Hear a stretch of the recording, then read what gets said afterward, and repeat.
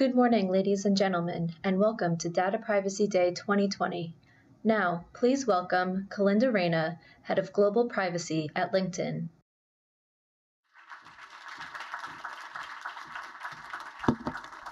Good morning, everyone, and happy Data Privacy Day. I have to say, it is really a thrill to be doing this event for the third year in a row with the National Cybersecurity Alliance, and to see the amount of interest we have from all of you. I know we've got folks who are engineers, who are in media, product, and lawyers and policymakers.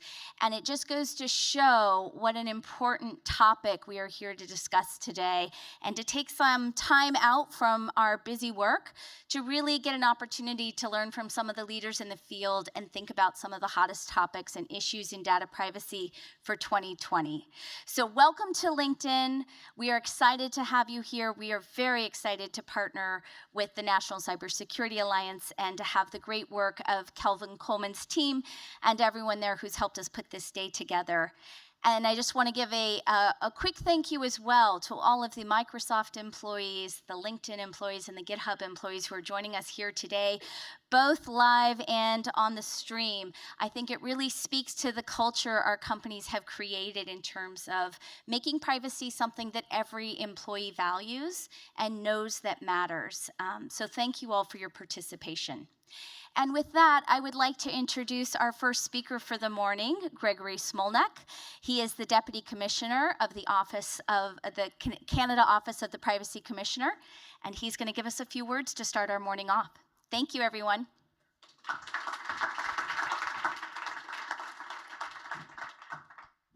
you very much.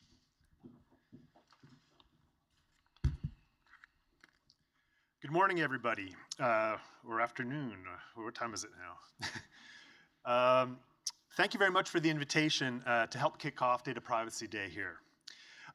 There's a conversation around the world that's growing louder and louder right now, and that's on how to frame privacy. It's going on in Brussels. It's going on here in California, of course. It's also going on across the continents, in Asia, in Latin America, in Africa, in fact, around the world. And there's a big debate about privacy in Canada as well. It is a historic moment, and we're all part of it. Everybody is. Every citizen, consumers are part of it, entrepreneurs, scientists, legislators, regulators, and of course, privacy professionals as well. And that's because no one owns privacy. No one owns this issue. That's because it's a shared value across democracies, one that makes our cities livable, one that makes our cultures vibrant. It is, and I stress, instrumental to both liberty and democracy, and it's increasingly under threat. In fact, I'd go so far as to say that the absence of privacy defines authoritarianism. Now, I'm conscious that today's theme is a vision for the future, but I'm a historian by training, and I want to briefly historicize the moment that we're in right now. My first point is that privacy is a contested concept, and it's always been that way. Privacy and how to protect it's a very, very old debate. Formal arguments around public versus private life, claims of confidentiality for personal property, legal protections for the family home as a sanctuary, no-go zones for government. These debates go as far back as Cicero in Roman times, and even further back still. Roman law was rife with debate over what fell into the basket of state ownership and control, public, versus individual actions and exchanges considered offside for government direction, private life. Similar debates occurred in medieval times around how to circumscribe the authority of the state or crown and how to modulate demands of government on property holders in private affairs. This led to, among other things, innovations such as great charters, the Magna Carta. Absolute monarchy gives way to modern democratic governance, and we should see this enshrined in our constitutions. The American Constitution and the Canadian Constitution provide for fundamental legal constraints on how state authorities can enter, seize, or search private property. All that to say is privacy is not any kind of new hang-up.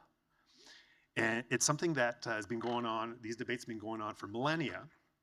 And to say otherwise is basically to paper over these centuries and thousands of years of social and legal history. That having been said, in this long history of privacy, we have arrived at a particular moment. And I think it's not too much to say that it's a critical time. And now we see privacy increasingly being considered as an articulation of risk, very serious risk. It's an obvious thing to say that businesses and governments today are confronted with and are actually themselves accumulating ever larger data sets connected to ever broader networks and systems. And this has in fact created new risks for both state interests and for individuals. It's kind of commonsensical. As organizations compile and combine ever more elaborate and exhaustive repositories of personal information, this information is reasonably being considered to be of extreme value. A lot of people refer to it as a strategic asset. So it's obvious. It's also the case that this information is being targeted by various actors. We have snooping, theft, surveillance, hacking.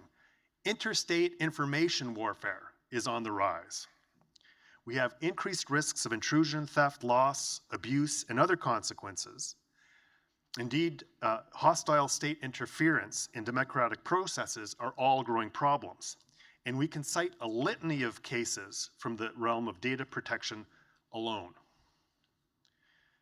Multinational tech conglomerates and globalized intelligence agencies, some of the most technically advanced and well-funded organizations in the world, have not been at all times able to foil persistent attackers, even to detect terabytes of information being pulled off their networks, at least not at all times. In Canada, for the last year now, we've had mandatory breach reporting to our office, the Office of the Privacy Commissioner.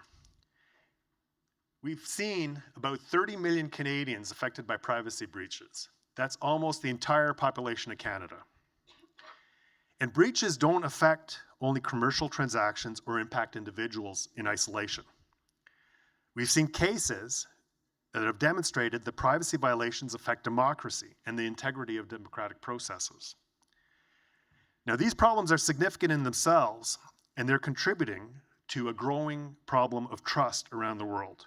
Survey after survey confirms this. People's trust in institutions, including in democratic institutions, is falling dramatically. As we mark Data Privacy Day, I urge everyone to use this occasion to take stock of the risks to privacy, the attendant risks to democracy, and to strengthen privacy protections, because strong privacy protections build trust, trust in commerce, trust in the economy, trust in democracy, and even trust in the future. I have one last point to make, and that's around the idea of privacy as a human right, both looking backwards and forward. Modern privacy laws developed in large measure in response to concerns over personal reputations and private affairs. For 2 centuries now, in developed democracies, new technologies have always spurred debate about new legislation and regulation of privacy. A milestone came after the Second World War, after the horrors of the Second World War, after the Holocaust, and in the shadow of totalitarianism. Privacy was recognized as a human right in the United Nations Universal Declaration of Human Rights, and this set the stage for further privacy legislation. Article 12 in the Declaration, which deals with privacy, went on to provide a basis for the International Covenant on Civil and Political Rights, the European Convention for the Protection of Human Rights and Fundamental Freedoms, and these in turn underpin the current European Union legal regime for data protection, the GDPR. I think that this point about privacy, that it is a human right in and of itself, and that it is instrumental and essential to other rights and to liberty and democracy, needs to be fully understood and integrated. It needs to be integrated into our thinking, it needs to be integrated into our laws, and into our practices. Basically, we cannot have public democratic life without privacy. The scale of the problem demands a commensurate response. Privacy must be recognized in this way. Otherwise, we don't only put individuals at risk, and that is bad enough, but our democracies as well. And it's not hyperbole. We are witnesses to these developments day by day. Now, I don't want to end on a note of pessimism. In fact, I'm quite confident that people of good faith across the world will rise to the occasion and protect their own right to privacy, understand and protect the role of privacy in democratic society, and recognize and respect the rights of their fellow citizens. I hope you found these reflections thought-provoking and hopefully useful. Thanks again for the invitation, and I look forward to the rest of today's discussions. Please welcome Kalinda Reyna and panelists for Privacy Across the Globe.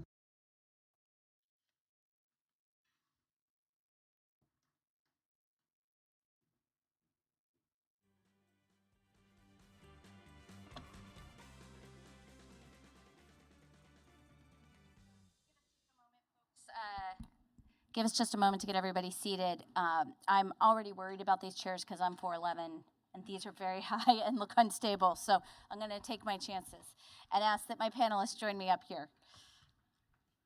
All right. Yeah, they're unstable. Hopefully we look cool in these chairs. I'm gonna scoot out just a little so I can see all of you.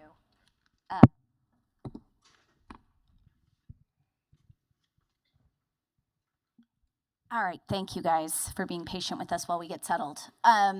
So this panel is Privacy Across the Globe, and we are very fortunate to have 3 individuals join us who are experts in their field and also are from different parts of the globe and represent those different perspectives. So before I ask each of our panelists to introduce themselves, I just want to give you a sense of where we were thinking we would take this conversation and why we think this is such an important topic. As Gregory just said, privacy is something that needs to be thought of as a human right. And I think for many of us who've been in the privacy field for a long time, 20 years or more, it's taken a while to get a room of this size filled with people also interested in that topic. So we are making progress, I believe, in that.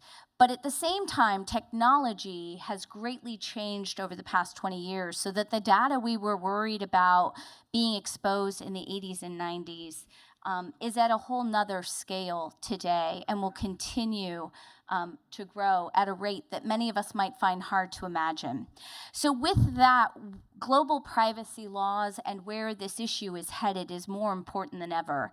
And as we're seeing over the past 5-6 years, I think first with the Snowden revelations, which really brought an awakening here in the US, and then Cambridge Analytica, which globally made people aware of just how much they were sharing and how little control in some cases we might have over our data, to the GDPR, which was passed in 2018, we've really seen an ushering in across the globe of data privacy interest and laws. So many of you may be aware that Brazil has its new law likely going into effect this summer. India has a privacy bill on the books. California, not that we consider ourselves our own country, but we have recently just passed a new privacy law here that went into effect in January. And what we're seeing is a lot of these laws following a model that we saw under GDPR. So that's something that we're going to discuss with the panelists today. So I'd like to start with Gregory, if you could introduce yourself and just a few thoughts on what you've seen the impact be in the past 2 years since GDPR has been passed in Canada. Sure.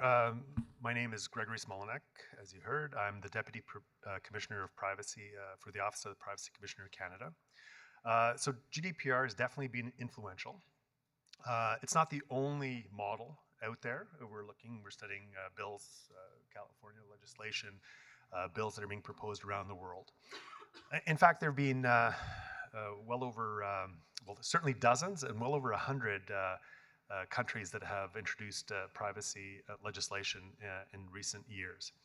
So we're looking at all of them, and it's definitely been influential. There are certain aspects about the GDPR that we're particularly interested in. Its rights basis, as you could tell from my talk, and also enforcement powers.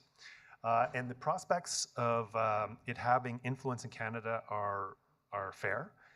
There's a new government in Canada as of this past fall. It's a minority government, so we don't know how long it'll last, but they are actively contemplating updating of our laws. Great, thank you. And Jared, do you mind introducing yourself and sharing with us what you think some of the impact has been since 2018? Sure. So my name is Jared Ho, and I'm an attorney with the Division of Privacy and Identity Protection at the Federal Trade Commission. And some of the impacts of GDPR, I think it certainly has raised the prominence and attention that companies and firms have been paying to privacy.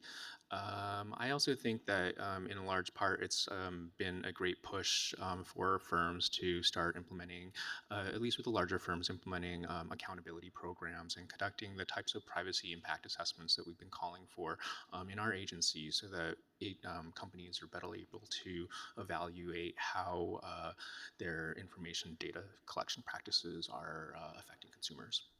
Good to hear. Joao? Yes, hi, good morning. Good afternoon, good evening to whoever is watching us, those here present. Yes, well, I'm, first of all, as a government official, I have to say that everything I say does not necessarily can be attributed to my employer, but it's those are my own personal ideas. And I just wanted to pick up on what both of you said about GDPR, is that it has been effective for 20 months now. We are waiting for the review that will come up in May. Which is a review that was already provided for in the legislation when it was passed, to see how it's been working, how it's been implemented. And I think that the most important idea is to see that it takes time to actually put every piece, all pieces in place, and to make the whole machine run smoothly. And it's just a process that is taking place, and so we are waiting for the result of the review, and we're also waiting for the effective application by the different data protection authorities of the EU member states, because this is not about one single supervisory authority, data protection authority. It's about over 27, as you know, for instance, in Germany, there is even more than one data protection authority. So it means that the system that the GDPR instituted, this cooperation mechanism and consistency, it's really important. But it has to, let's say, to consolidate, and it takes time for this mechanism to really work and run smoothly. And with just 20 months of implementation, I would say that we are still in the early process. Again, it is a process. You know, that's an interesting recurring theme I've been hearing at some of the conferences I've been attending globally, is it's only been 20 months, so the expectation should not be that we would already have seen significant actions.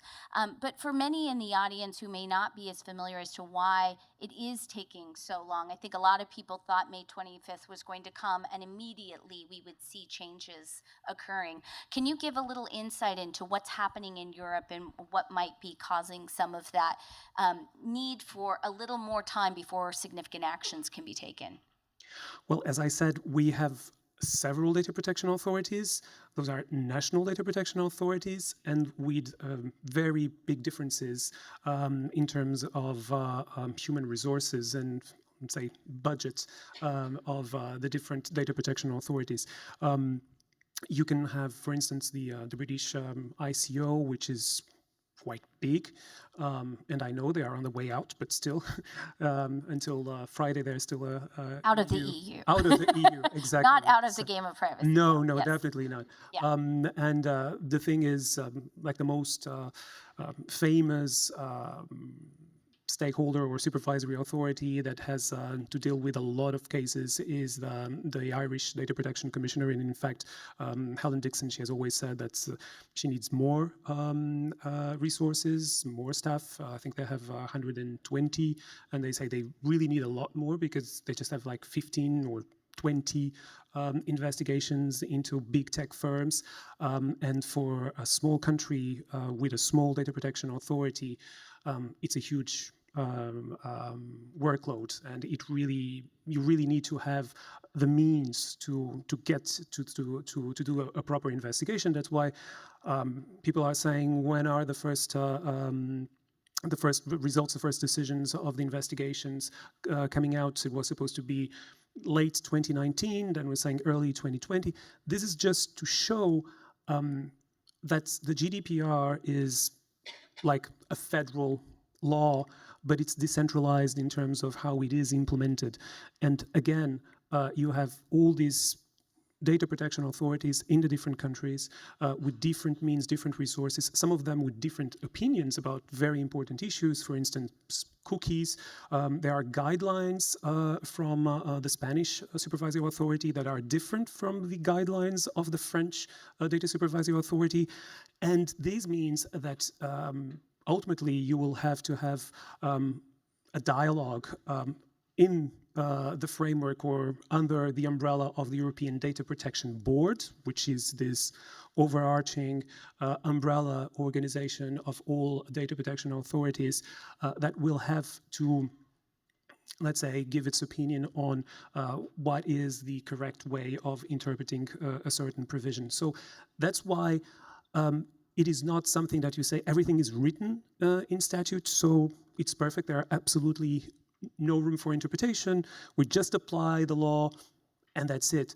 No, and in the US, we also know that it's not like that. I was going to ask, so I think the message that I'm hearing from you is that there's difficulty in staffing. There's also difficulty in getting coordination across various countries to actually bring these actions into play. And so I'd like to hear from Gregory and Jared, from your perspectives, from both the US and Canadian perspective. What are you finding since GDPR went into play in terms of some of the challenges that João has emphasized in Europe? Are you finding those in your countries as well, in terms of being able to help enforce rights for your citizens? A big part of the discussion in Canada about new privacy law, is interoperability and interjurisdictional compatibility of the legislation. As many people probably are aware, European Union adequacy requirements also drive privacy discourses and legal reform in other countries as well, obviously in the US and in Canada. There's a curious thing that I hear from businesses. When asked, Canadian businesses that do business in Europe and are subject to GDPR compliance, when asked, how's it going? The response typically is, no problem, we're good. Then when we say, well, here's what we'd like to introduce in Canada, they go, oh, you can't do that. There's a problem with some of the features of GDPR being apparently introduced in Canada, where there's no problem in complying to GDPR if they're doing business. So what are in you Europe. Interpreting that to really mean? Well, I think there's probably a lot more that could be done in the Canadian context. That I think there's just a natural, I don't know if it's natural, but there's some kind of reluctance to regulation, which isn't unusual, and a kind of hesitancy. You probably see that across all kinds of spheres of regulation. But that's something I notice. GDPR, we got it, we're good.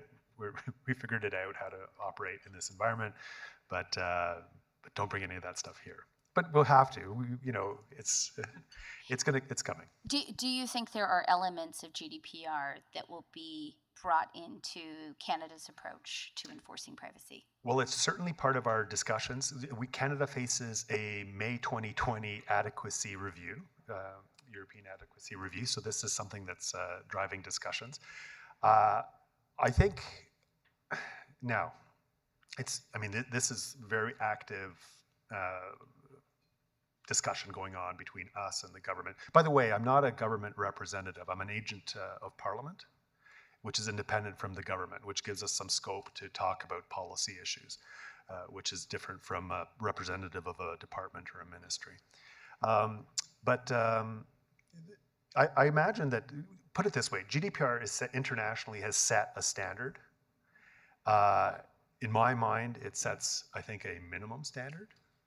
So countries around the world, there's the Convention 108, regime to which countries are signing up, which means that they're adhering to many of the features of European law or European ideas about privacy. So I think this is something that's there's more and more convergence going on, and I take that to be, generally speaking, a good thing. Yes, and I'm really curious to hear from you, Jared, from the U.S. perspective.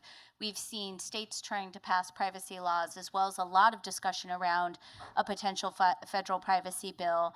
What are you seeing at the FTC since GDPR went into effect? Has it brought any changes in the way you're thinking about enforcing privacy, and where do you think things are headed in the U.S.? Well, so I think certainly there are a number of challenges that we have to consider when we're talking about a federal framework or privacy legislation. But I would like to acknowledge that all of our commissioners have come out in favor of broad-based technology-neutral privacy and data security legislation. I think what that means is that they've called for APA rulemaking authority for the agency, as well as civil penalty authority civil penalty authority in the first instance. As for the specifics of what privacy legislation should look like, I think our agency has taken the position that really the high-level judgment call should be made by Congress, with the FTC having the rulemaking authority to fill in the gaps. In terms of how GDPR has affected the United States and sort of the privacy regimes here, I mean, I guess I would probably say that first and foremost, the Federal Trade Commission is a civil law enforcement agency. So irrespective of GDPR or federal privacy legislation, we have been and will continue exercising our authority, present authority to protect consumers and consumer privacy in this space.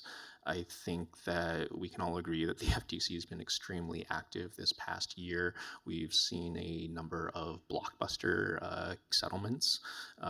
We have continued to exercise our 6B authority to examine industry practices and compel, for example, most recently, 9 internet service providers and their related entities to provide information about their data collection practices and how that affects consumers.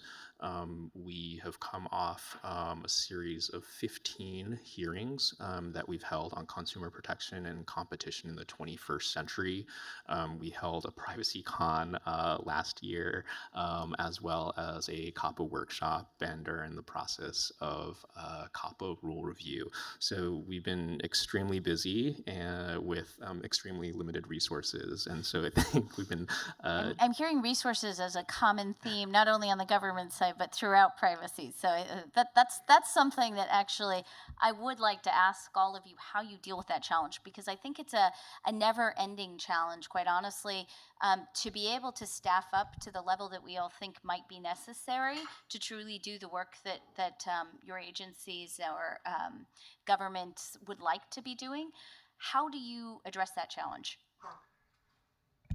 So our office used to be complaint-driven.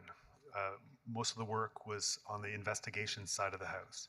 About 2 years ago, what we've done is we've transformed our office to increase the role of promotion and the provision of advisory services, both for private industry and for the public sector. We also regulate our federal government in terms of privacy legislation, a separate act. And the idea is that you'll have greater impact if you provide better information about what it means to be compliant, how to be compliant, ideas for compliance, privacy by design, support, all these kind of things. You'll have greater impact. Most people in the private sector, of course, want to be compliant. They're seeking for solutions to their new initiatives. And if we can help them out in that, we'll have greater impact. So the idea there is a little bit of resource, properly communicated information, clear guidance, practical information for both businesses and consumers and government organizations will lead to greater privacy impact. maybe it's not a complete answer, but it's part of the answer.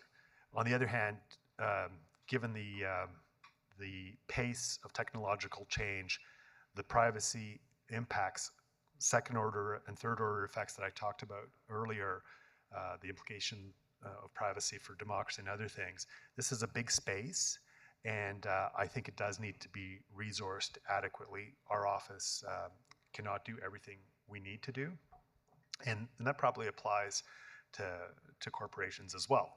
But It does. the I'll speak on behalf of others in the room. Yes. but maybe it's the cost of doing good business. Yeah. So I hear from you, Gregory, you're saying you guys are applying more of an offensive role where you're trying to get in early and actually talk to companies and help them think through issues. Joao and Jared, are these techniques that you guys are applying in your offices as well? Sure. So I should actually start off by saying the views expressed are purely my own as well. I always forget to say that. No one here is speaking on behalf of the organization they represent. There you go. But we really Except Gregory. All right. no, we do apply a similar approach at the FTC. It's usually it's a three-pronged approach. I think obviously enforcement is certainly one of it's our bread and butter. It's our primary enforcement authority. But on top of enforcement, we also engage in policy work as well as consumer and business education. On the policy side, that really means that we hold workshops and convene stakeholders to understand what's going on in the industry and help provide guidance to firms as to what best practices for privacy and data security should be. On the education side, we have both consumer and business education. Consumer education is extremely important part of our mission. It helps consumers appreciate how their data is being collected and how they might protect their information. We certainly are active when there is a breach that occurs to help consumers know how to protect themselves or understand if they've been a victim of a breach. We have an identity theft portal that helps consumers navigate the process if they believe that they've been a victim of identity theft. And of course, we have business education and publish reports for firms as well. So I'm hearing get in early, also try to educate the consumers. Joao, what are you guys doing in Europe? Yeah, in Europe, so we have the European data protection, or rather, you have the national supervisory authorities, so the data protection authorities, with also the powers, advisory powers, the powers to send out warnings, so to have a dialogue with the controllers, with the companies. So it means that when everybody was crying, shouting about the fines of up to 4% of the global turnover, or to 20 million euros, whichever is greater. This is not, let's say, it's not the amount of the fine that defines the whole enforcement of the GDPR, because there is this back and forth, there is this dialogue between firms, companies, and the data protection authorities, and if you read the articles about the powers of the data protection authorities, of the several ones in the EU, soon to be 27 countries, they have this advisory power of having a dialogue, of sending also warnings, and not. When you look at the fines, this is really the ultimate, like the end of the road in a process. So it does not mean that immediately you will find this company without the rights of defense for this company. So it's really something that you have to see, that the dialogue is also very important. Also in the framework, this is about the powers of the supervisory authorities, of data protection authorities, and you have the European Data Protection Board, so the umbrella organization, having guidelines on specific issues of the GDPR. So far they've put out around 20 guidelines about specific areas of GDPR. Let's say the most controversial ones, or I would say the ones where there are some room for guidance, and where the companies and the data subjects ask for guidance. so yes, this is not all about fining and being the bad guy. It's really having a dialogue, because that's what companies need. You need to have like a situation where you know if you are well implementing the laws, and I think that is embedded into the GDPR as well. Yeah. Gregory, did you have thoughts on that? One quick comment. We're running hard, but we're not pacing technological change and the implications for privacy. And my next question for you all was going to be, I think, related to that, in that for a lot of us who are on the business side, there are challenges that GDPR presents. I think it's a very broad law. It's open to interpretation, but there are some things that may, as technology changes quickly, become outdated, such as like the consent model. I'm curious, from all of your perspective, from more of a regulatory side, what do you see as some of the potential weaknesses of enforcement for the GDPR or a framework like that? So we know that consent doesn't always work. We're in our law reform work, we're exploring alternatives to consent as well. We're interested in European conceptions of legitimate interest, conceptions of public good. One thing that occurs to me, though, that I think would complicate our notion of public good is, and it's inspired by Zuboff's piece in the New York Times on the weekend, where she writes of privacy itself as a public good, which I think I was doing in my remarks as well, that we do have to consider the import of the various things that are in play in kind of a pluralistic way, not a relativistic way.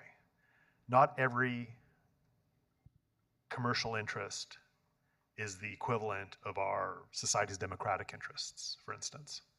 We have to understand these things kind of deeply and, dare I say, philosophically, to be able to make evaluations. So consent's a huge thing, and there's a huge role in the future for meaningful consent. But what we have to do is understand different alternatives, different models, and see where they could be used without putting at risk the rights of people and the associated implications for liberty and democracy. So are you saying we may need to weigh different pieces of information that are shared, or the context in which they're shared, differently when we're looking at what the framework might be for ensuring that there's some type of consent or some way of knowing whether people are okay with that? So I think it helps sometimes to bring things down to earth and speak in terms of concrete cases, like what's the particular product, what's the particular initiative, how's that processing looking, can you get consent, is it feasible, looking at the alternatives, understanding. There's also a governance issue here too, right? Who decides what is in the public interest if you're talking about a commercial operation, right? On the public sector side, it's much easier. You have legislators and legislatures governed by democracy that make those decisions for, let's say, lawful investigation, police or intelligence services or whatever. Who adjudicates what's a legitimate interest or something that's in the public interest or the public good when you're talking about a commercial initiative is not something that we've resolved. We're exploring all kinds of things. We're exploring data trusts. We're exploring different concepts. In fact, there's, I'd say, a lot of innovative thinking going on in the privacy world to figure out new approaches to how to better protect privacy, among other things, without having always to rely on consent. Yeah. Jared, Joao, do you have thoughts on that? Sure. So, I mentioned earlier that we had just rolled off a series of 15 consumer protection and competition hearings. And at our privacy hearing, among the stakeholders, notice and choice certainly played a prominent feature and part of that conversation. And what I think I heard from our panelists at that event was sort of agreement around this idea that this current notice and choice model can often lead to information overload and confusion for consumers, to be honest. I think that that's to say that really, this model or practice of long-form privacy policies coupled with opt-outs can impose significant burdens on consumers to read those policies that may sometimes be too vague for them to fully understand or appreciate. I think we also heard from our panelists and commenters that we should be thinking about or concerned about practices such as the use of dark patterns to essentially exploit consumers or manipulate them into exercising type of choice that they might not necessarily otherwise have engaged in. Our panelists also mentioned this idea that there is fear and anxiety out there from consumers about how their information's being used, and that can lead to chilling effects with respect to consumer conduct. And so I think that going forward, notice and choice really is going to be a significant challenge that we're going to have to address head on. What are the processes for us to provide upfront, meaningful consent choice mechanisms to consumers? How are firms going to be able to foster trust in a manner for them to continue innovating and providing benefits using consumer information? I think many of us are struggling with how to make consent work on a mass scale when every piece of your life has actually got a piece of data attached to it, and it is happening on such a frequent basis. How does notice and consent work? How can you manage it? And as a parent of 3, I find it hard not to just manage it for myself, but for my children as well. So before we turn to you, Joao, for a reaction on that, I just want to let everybody know in the audience, if you have questions and of the panelists, please come up to the mic. There's a mic in the back. And I do want to open it up for questions after we hear back from Joao on his thoughts. It's very brief because I think it's really important to have questions from the audience. It's just to say and to stress that the GDPR is based on processing of data using legal bases. So there's an article that says when you process data, it can be on the basis of consent, execution of a contract, legitimate interest, a public obligation provided for law or regulation. So it means that it's not all about consent. And of course, but the companies, or say, of course, no. I would say that most companies, when GDPR became applicable, starting to play on the safe side and ask for consent when, in some instances, it was not strictly necessary to process data. It could be in the framework of the execution of a contract, and I guess that's the difference with the CCPA, because I think in California there is not a list of legal basis for processing data. So again, the notice and choice is heavy, or it's really predominant in the still predominant in the US. So this is just to say that even if consent, yes, it's really important, but it is not the only legal basis for processing data under the GDPR. But fully understand that it's still a substantial part of the processing. And I think it's an important point to make. It is not the only basis. I think the thing that is difficult with it, though, is it is the only basis that the end consumer sees and interacts with. So while on a business side, you can rely on these other bases, a lot of the public's not seeing that as much. Just a really final remark. It's that in some cases when you have the cookies, it's not so much about the GDPR. It's another piece of EU legislation. Sorry, guys, which is called the e-privacy directive. So about the placing of cookies, and it's an obligation under that directive to ask for consent, and it's a directive that it's currently being reformed in the EU, but. Again, so it's not only about processing of data, it's really about placing of cookies in your equipment, and so it's broader. So this question of getting consent is broader than just about processing of data, which is strictly the area, the remit of the GDPR. Good point. All right, I see that we have some questions from the audience, so would you step up and to the mic? Thank you, Kalinda. My name is Lan Jensen. I'm the CEO of a nonprofit, Adaptable Security Corp. I also wear some other hats to help with the NIST DHS-led initiative for smart cities. And locally, I also am on the board of directors for the ISC Squared Silicon Valley chapter. So from my multiple hats, one question I want to raise for some insights from you, Kalinda, and your panel is that we know it's essential.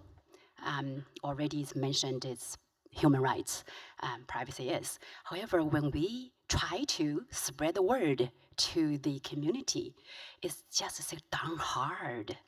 I have to admit that I do not read all of the privacy statements myself.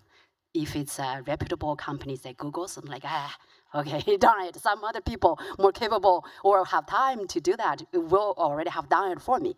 So I skip through, right? Because otherwise, it's just unbearable burden for every single person to have to read through those statements.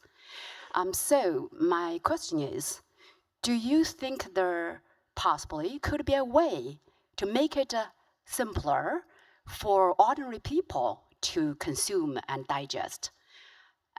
Is there possibly a killer app for that? Right, so the statements could be say, hey, I'm compliant to category A, I'm compliant to category B, and then people instantly know. They only need to know what category A stands for. So just a food for thought on that. And then my second point is a comment about the cultural differences playing a role in privacy as a human right as well.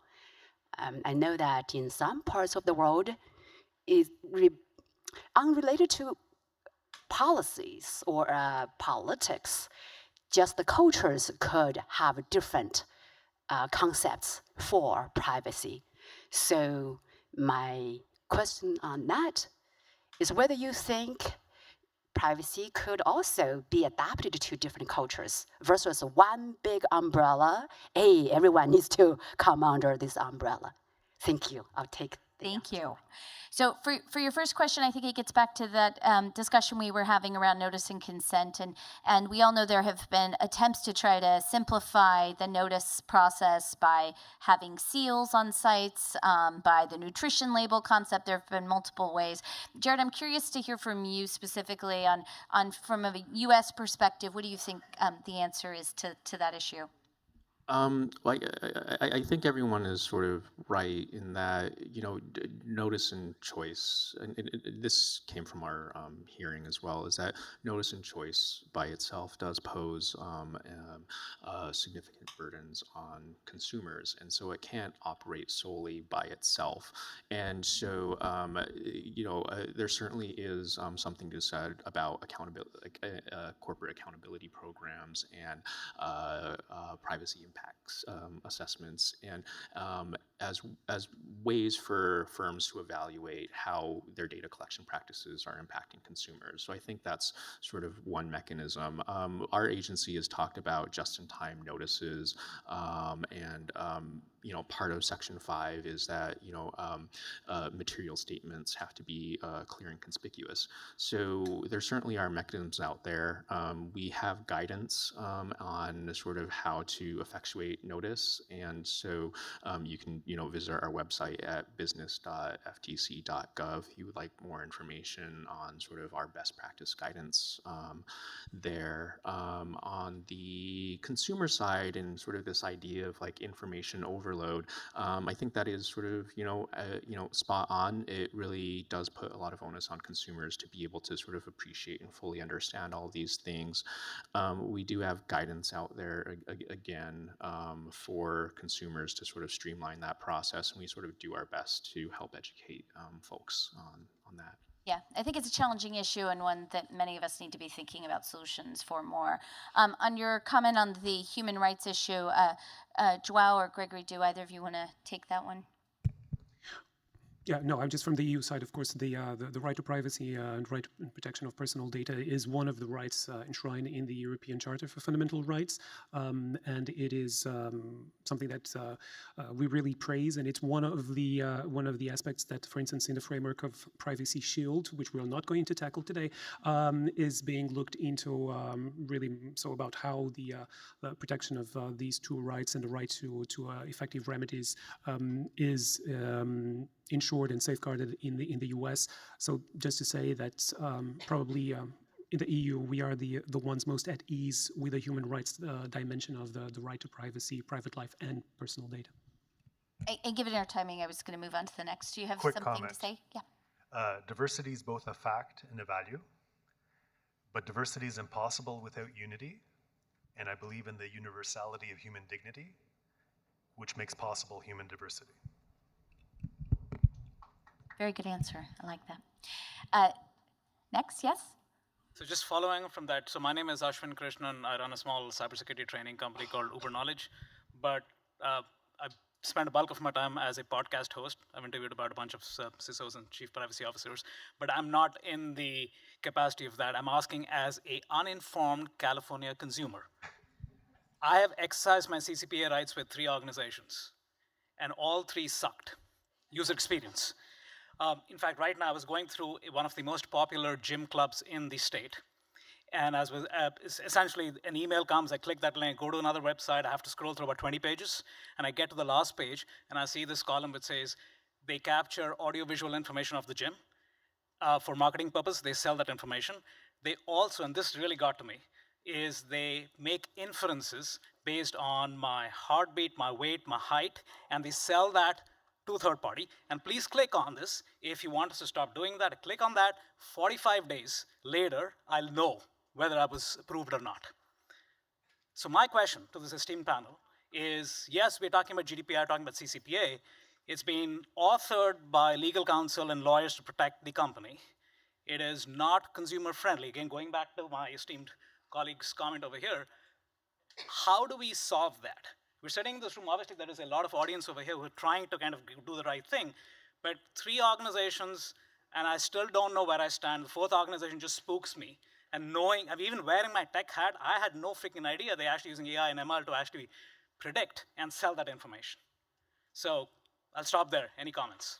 Well, first of all, I hope I'm not a member of your gym. I'm concerned. It's a very popular gym, so. But I'll turn it over to the panelists. A reaction to that, that's a great question. I can start out. I mean, so I can't comment on the specifics of your situation, but I think this really drives home the point that there is fear and anxiety among consumers about how their information is being collected and used. And we do need to do a better job and consider frameworks that are able to offer upfront, meaningful choices to consumers. And I think that we've sort of reached a stage where consumers have notice fatigue. They're being over permissioned. And so there has to be, when we're thinking about frameworks moving forward, there has to be mechanisms and safety valves for consumers on those aspects. Gregory, did you want to comment? Well, better laws in more jurisdictions is one thing, but there's frankly a political dimension to this as well. There's people can't be complacent about these things, and sounds like there has to be an associated call to civic and political action as well. I don't want to answer the question directly because I realize I'm the moderator, not a panelist, but I will say that I think there is a responsibility amongst the general public to become aware of these issues and to take a stand when companies are reacting in that way with the way they're handling data. And I think the days of these very long notices where you would consent to everything and every right of everything you've given is handed over are changing. And I think the expectation is that more and more companies also begin to act on those issues more ethically and thoughtfully, but certainly you should quit your gym. Next question. So this is somewhat related. My name is Mike Katz. So the U.S. is a signatory to the UN Declaration of Human Rights, and obviously Article 12 provides for right to privacy. what are the practical implications in the US of that right to privacy in an age of surveillance capitalism where I don't have control over my data? I don't own my data. Anyone want to take that one? Well, one of the things I've noticed is when I make a pitch like I did today, that to make sure that people integrate into their thinking, into their actions, privacy as a human right, some will say, well, we can't do that. And then I point out, well, it's in the UN Declaration. So I'm not actually debating it. It is a human right. The question is, how do you operationalize that? And it's a combination of all these things. It's a combination of the answers to the last question about what about my gym and what can I do? I mean, it necessitates a combined response from the individual citizen, consumer, regulator, government officials, legislators, corporate officers, et cetera.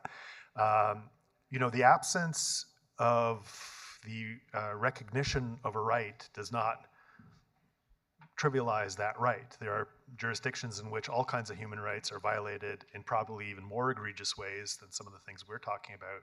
Doesn't mean that that right doesn't exist. The question is, how do you bring about the recognition and implementation of those rights? That's a super complex question. But I think we need to bring prominence, sunshine and light to the issue, recognize it as such. We're proposing that there are preambles and clauses in hopefully our future legislation that will include this rights basis, that will then bring about additional jurisprudence that recognize this. Don't forget that also, correct me if I'm wrong, but I'll speak of the Canadian context. Privacy is a quasi-constitutional right as well, right? There's the search and seizure implications as well. So just more prominence, more education, more recognition from everybody. So I think we have time for one quick question. Yes?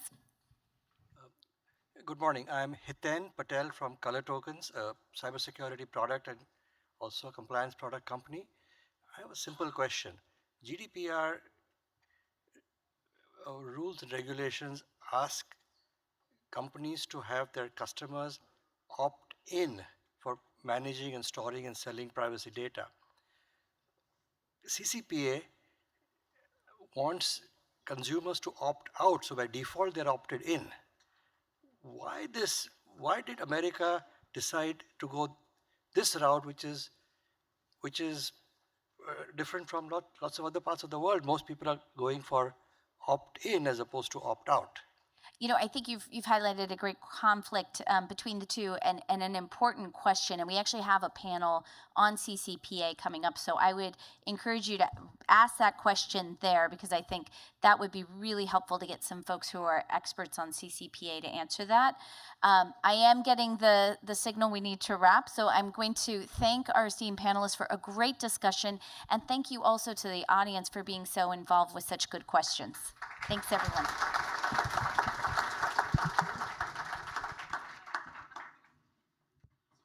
Please welcome Larry Magid, CEO of ConnectSafely.org, and panelists for CCPA and the Wake of Privacy Legislation in the U.S.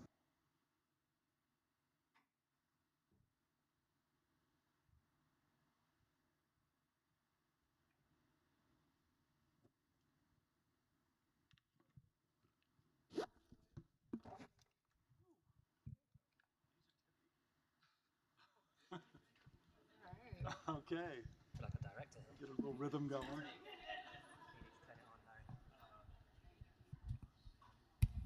Good morning. Am I on? I think I'm on. Hello, everybody. I'm going to have the panelists introduce themselves, and then I'm going to quickly introduce myself, and then we will begin the panel. So, Tom, why don't we start with you? Good. My name is Tom Pendergast. I'm the Chief Learning Officer with MediaPro, and we're a cybersecurity and privacy training and education company. I'm Stacey Gray. I'm a privacy attorney in Washington, D.C., and I work for the Future of Privacy Forum, which is a nonprofit policy shop, and I lead all of our state and federal legislation outreach and analysis efforts. Perfect. And my name's Thomas Hallett. I lead up the privacy solutions engineering team at OneTrust, which is a privacy management software company. So I'm Larry Magid. I'm the CEO of ConnectSafely.org, which is a nonprofit internet safety, privacy, and security organization. If my voice sounds familiar, you may hear me on CBS Radio. I'm also the CBS News technology analyst, so I do a lot of radio, often about subjects related to privacy and security. And as long as I have the floor, I'm going to give a brief invitation to everybody here. Next week, I should say February 11th, following Data Privacy Day, will be Safer Internet Day, a global event that's celebrated in 140 countries around the world. And Connect Safely is the US host of the event, and we are having an event at the Computer History Museum in Mountain View during the day, which is largely for high school students. We'll have 300 high school students from around the Bay Area, but we are inviting policy wonks and technology company executives, et cetera. And then we're having an evening event that night, the night of February 11th, at the TikTok offices in Mountain View. It's for parents and children and teens and whoever. I'm not running that event. It's going to be run by teens who are going to be teaching parents how their kids can safely use various apps like TikTok and Snapchat, Instagram, et cetera. So if you're interested in attending either of the events, there are limited seats available. We're filling up. You can go to sid2020.org, and you can read about it, and there is a registration area there. So with that over, let's turn to privacy, and specifically, I want to welcome you to California. How many people here are from out of state? Okay. Well, California is the land of well-meaning legislation with unintended consequences. I know that firsthand because, as I mentioned, I am a technology journalist, and CBS News has turned me in from a freelancer to an employee, which has some benefits and some drawbacks. And the San Jose Mercury News is asking me to form an LLC, which will cost me thousands in fees, legal work, and taxes over the years. So thank you very much, State of California, for protecting my rights and wind up having to cost me a great deal of money and aggravation. I actually liked it the way it was, but they are protecting my rights, I guess. So that's kind of an introduction. I'm not saying that that's also true with CCPA, but inevitably, when you have a piece of legislation that's broad, it's going to have probably many positive effects, but possibly some negative effects, not only on the companies that are asked to comply, but potentially even on consumers. And that's something I want to explore today. But mostly I want to talk about what the impact is going to be and how companies are complying and where we're going from there. So it's the broadest legislation a US state has ever enacted. It went into effect in January, this January 1st. Starting, I guess, with Tom at the end, why don't you discuss your understanding of its impact on both businesses and consumers? Yeah, thank you. One of us will be the other Tom. So this law is going to be a bellwether for all the other states to follow. Well, at least a number of states to follow until they prompt the federal government to do something on their own. But it's also, I think, a pretty clear signal to lawmakers at all the different state levels that they need to be thinking about what they're doing, to businesses across the nation, that if they haven't gotten their data house in order, the time is coming when they need to get their data house in order. And to the consumers who are paying attention. And I think thanks to a lot of the reporting that's been done in the New York Times and Consumer Reports and Washington Post and you name it, there's so much more awareness about privacy laws and the individual's rights. It should also create a groundswell of interest among consumers in seeing things happen in their own state. So for me, it's just an instigator to this happening across the nation. You know, you mentioned getting their house in order, and that reminds me of a survey that took place last year, which found that 1/3 of executives didn't know what to do in terms of complying with the CCPA. 44% hadn't even heard of it, and half hadn't modified their behavior around GDPR. So do anybody have any updates as to what the current state of readiness is, given the fact that the law went into effect nearly a month ago, and what is being done to make sure that businesses know how to comply? Any of you can take that. So go ahead, Thomas. No, I was just going to say, yeah, I think obviously the law came into effect, and what the law was really good at was shining that mirror on internal organizations to start, even just starting on the process of getting the house in order. It was mentioned in the talk earlier that although we're 20 months past GDPR, organizations aren't technically meant to be there. They're not fully kind of got everything documented, everything outlined. So although organizations, some of them aren't aware or they haven't changed, it's definitely shining that light on that they need to, and they need to start on that journey. So Stacey, you're with the Future Privacy Foundation Forum. Can you talk about what educational projects are going on to help businesses better understand the law? To help businesses better understand the law? Well, I can tell you my perspective on CCPA, which is that I think the sort of lurking secret about CCPA is that despite all of the tremendous compliance costs, which I don't by any means want to invalidate, but the compliance costs associated with the law that isn't quite that well drafted, that people don't quite know what it means, it's not quite interoperable with global standards. Maybe it's a first for small companies to even have to do data mapping at all. Despite all of those costs, it's really not that strong of a law for consumers. Yeah. It does like three things. You can access your data, you have a right to a certain degree of transparency, which we all know people don't read privacy policies in the first place, and you have the right to delete the data and request to opt out of sale.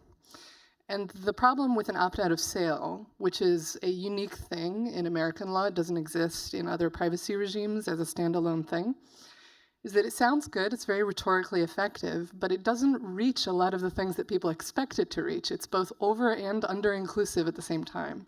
So you have large tech companies like Google, Facebook, LinkedIn even, saying, we're large first-party platforms. We don't sell your data. We have insight maybe into data about you from sort of a wide swath of sources, but we don't sell it to anyone because we're a first party, even while we might be doing personalized advertising and things like that. And then for advertising intermediaries, they are maybe transferring data to service providers that are acting on behalf of both them and the advertisers, both advertisers and publishers, right? So I think people expected an opt-out of sale to be something different than it ended up being. And it ends up, you have companies now, Tom, you can speak better to this, that have an opt-out of sale and opt-out of behavioral advertising, and they're separate. And even on the behavioral advertising, I think Google is working towards the abolition of tracking cookies, yet it still has the ability within its own advertising network to measure behavior, yet at the same time. And I don't know if anybody can explain that on a technical standpoint, but I find it a little baffling. So it's a blunt instrument, and I think as soon as it went into effect, people started realizing that we need more. So if anything, it's setting sort of a very low baseline that's nonetheless difficult to comply with for companies. And every law that we've seen introduced since then, the Washington Privacy Act, a lot of the CCPA copycat bills that we see across the country, the California ballot initiative that will be on the ballot this year, this November in 2020, they all go way farther. You know, it's interesting. I know a lot about the Children's Online Privacy Protection Act, COPPA, and it had a severe impact on a number of smaller companies that couldn't comply, some of which had wonderful children's services that they had to basically drop, yet the larger companies were able to either comply with it or simply just, establish a 13 and up. So, I mean, is there that risk with CCPA of hurting smaller companies and bigger companies doing just fine? I think there's a risk with any privacy regime that has compliance costs associated with it, that smaller companies are always going to have more challenges with that. I think you can start to solve for that if you're looking at this as a lawmaker by thinking about things like small business exemptions, safe harbor programs, but above all of that, just clear rules. I think what I see from small companies is just give me a very clear rule, even if it cuts off some potential business model or source of revenue. The clarity is a cost-saving measure in itself. Tom?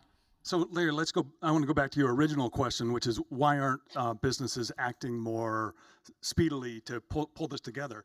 And it goes back to something that Gregory said in the previous panel, which is that the gears of regulation and enforcement, like the gears of history, grind really slowly, right? So we saw the GDPR come out and everybody thought, oh, we're going to immediately see big fines. It's 2 years now, and we hardly have seen any. The same thing is going to happen with CCPA.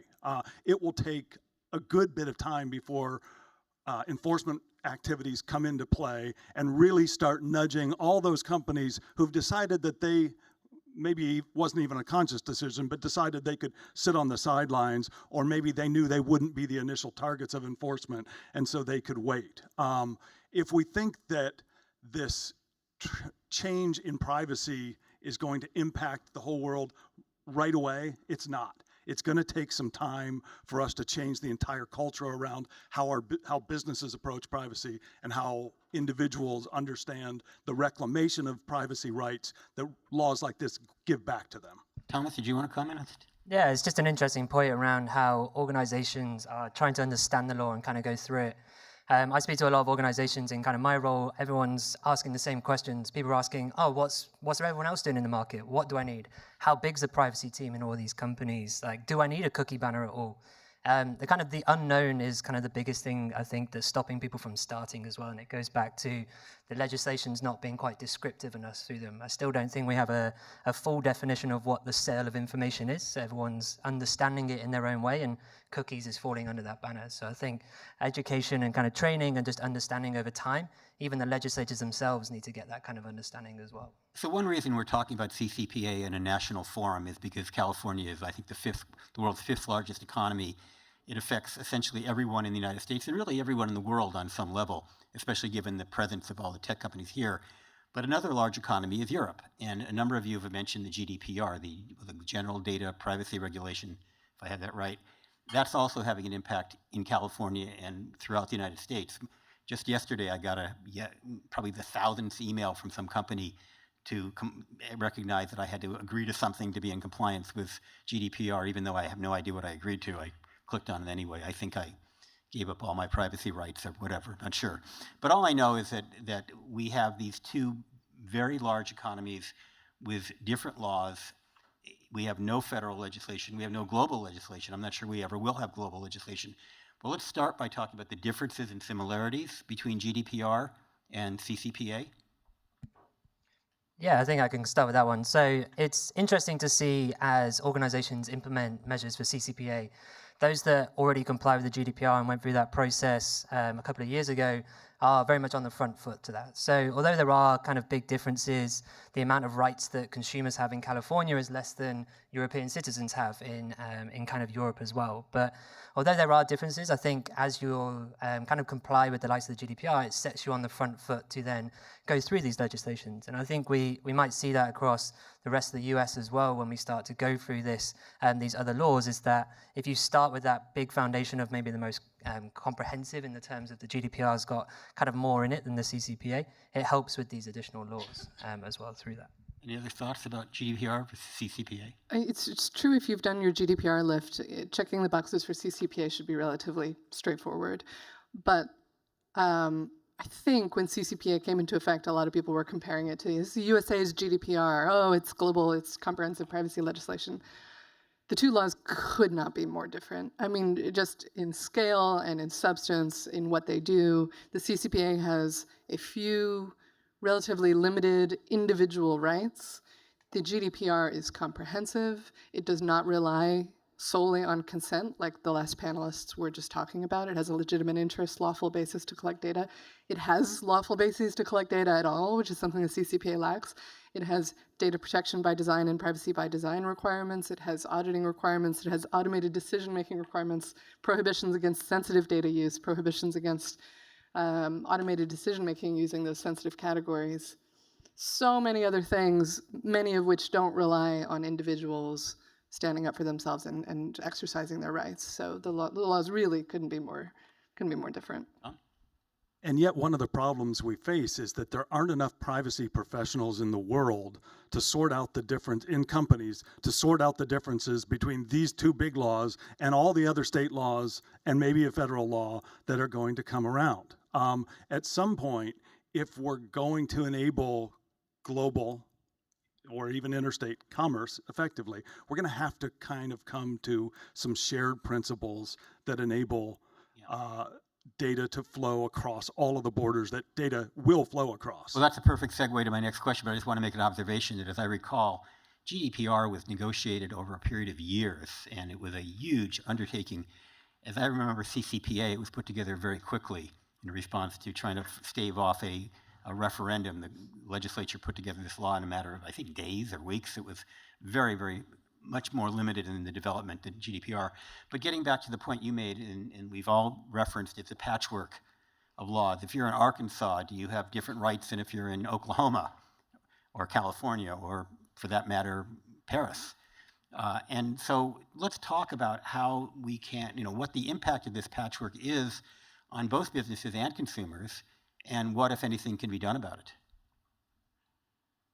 I won't speak for Microsoft, but what I've observed Microsoft do is they build their policies and their practices around the highest global standard, and they behave that way across all of the different domains where they do business, which are probably all of the possible domains in the world. I mean, if I were running a company, that's what I would do too. I would adhere to the highest principles and not attempt to wade through all of the sifting of the various conflicting claims made by these laws. That's a tangential answer to your question, Larry. Any other thoughts? So we obviously need a comprehensive federal standard, right? This is what FPF has been among the many calling for a uniform national standard. And I think many of the reasons there get into definitions of key terms. How do you define personal information? How you define what it means to properly de-identify information? What it means to transfer information, what it means to sell information. These are the kinds of things where if you have slightly different definitions and structural differences between state laws, you're going to have major problems with your data mapping and compliance across different states. That said, I think the push from industry right now is we want to have a federal law that preempts everything and no states shall regulate on privacy ever again. And that's probably also not going to be totally practical. I want to point out there's a great deal of what I would call sort of legal innovation happening at the state level. States are better positioned to respond quickly, particularly to new technology or in times of a crisis. You saw a lot of this, for example, after the AIDS epidemic, there were HIV disclosure laws passed in a lot of states very quickly to regulate the disclosure of that new sensitive type of information about people. You see state laws related to not allowing employers to demand social media passwords. Pretty unobjectionable, doesn't necessarily conflict with a comprehensive framework, right? So I think we're going to have to find a way to set a uniform national standard and acknowledge the reality that states are always going to have their own slightly different, states have different privacy tort law, for example. Well, I know there is some federal legislation, I don't know in exactly what fields, which actually preempts state laws, which basically says you must comply with the federal law and the states cannot make it any stronger or any weaker. In fact, there's a debate over emission standards, with the Trump administration wanting California to essentially weaken its laws to be in compliance to what the administration wants to be the federal law. It strikes me that those laws, on one hand, do clarify and create a level playing field and make it easier for companies to do business across the country, but the other hand, they deny state legislators or the people of individual states the opportunity to improve or increase the rights within their state. And how does that work in a privacy world, especially, again, since most of the companies are operating at least throughout the country, if not throughout the world? That's 100% the heart of the last remaining barriers to having a comprehensive federal law. It's down to two things. How will the law be enforced, which I think is a bit of a more approachable question, even though there are strong political views on each side. And preemption. To what extent should it preempt innovative state measures? The answer is going to be it's going to have to preempt some. And then the harder questions are going to be around things like who is the federal government to tell a state that they can't tell their own law enforcement officers, for example, at the local and state level, that they can't use facial recognition technology? Yeah, what would happen if North Dakota passed a really, really strong privacy law and nobody else in the country, including the federal government, had that law? Would Facebook and Google and Microsoft and all these large companies, how would they handle it? Geofence out few North customers Dakota? they have in North Dakota. It's a good question, and it's, I guess, lucky in that sense that we started with a large economy like California. What we're seeing is a lot of states like that trying to pass sectoral laws. So we saw Illinois actually passed, and then it got vetoed by the governor, a geolocation collection, use, and sharing law last year that may come back. And I think with something like that, companies would have had to level up. But the more of these that you start seeing, I mean, we had, 19 bills introduced last year. None of them passed. Well, 2 of them passed and got vetoed by governors, but none of them effectively passed. This year, just in January alone, my count was over 700 privacy bills introduced at the state level related to privacy, data collection, biometrics, AI. So if anybody's looking for a new career, I think becoming a policy wonk for a company for all states, there must be plenty of jobs open in that area. And some of them don't necessarily conflict with the comprehensive regimes, right? So one of them that had a hearing this morning in a committee in the state of Washington is called the AI Profiling Act, which is worth taking a look at. It's like 2 pages long. It's totally approachable to read, even if you're not a lawyer. And it deals with public spaces in the state of Washington and whether companies should be permitted to use artificial intelligence through cameras to make decisions about people based on their appearance, not their identity, but things like gender, race, right? So not strictly speaking an identity or a privacy-specific law, but a law about the kinds of protections and the kinds of inferences that people should be able to make about us in public spaces. Yeah. Tom, you look like you wanted to say something.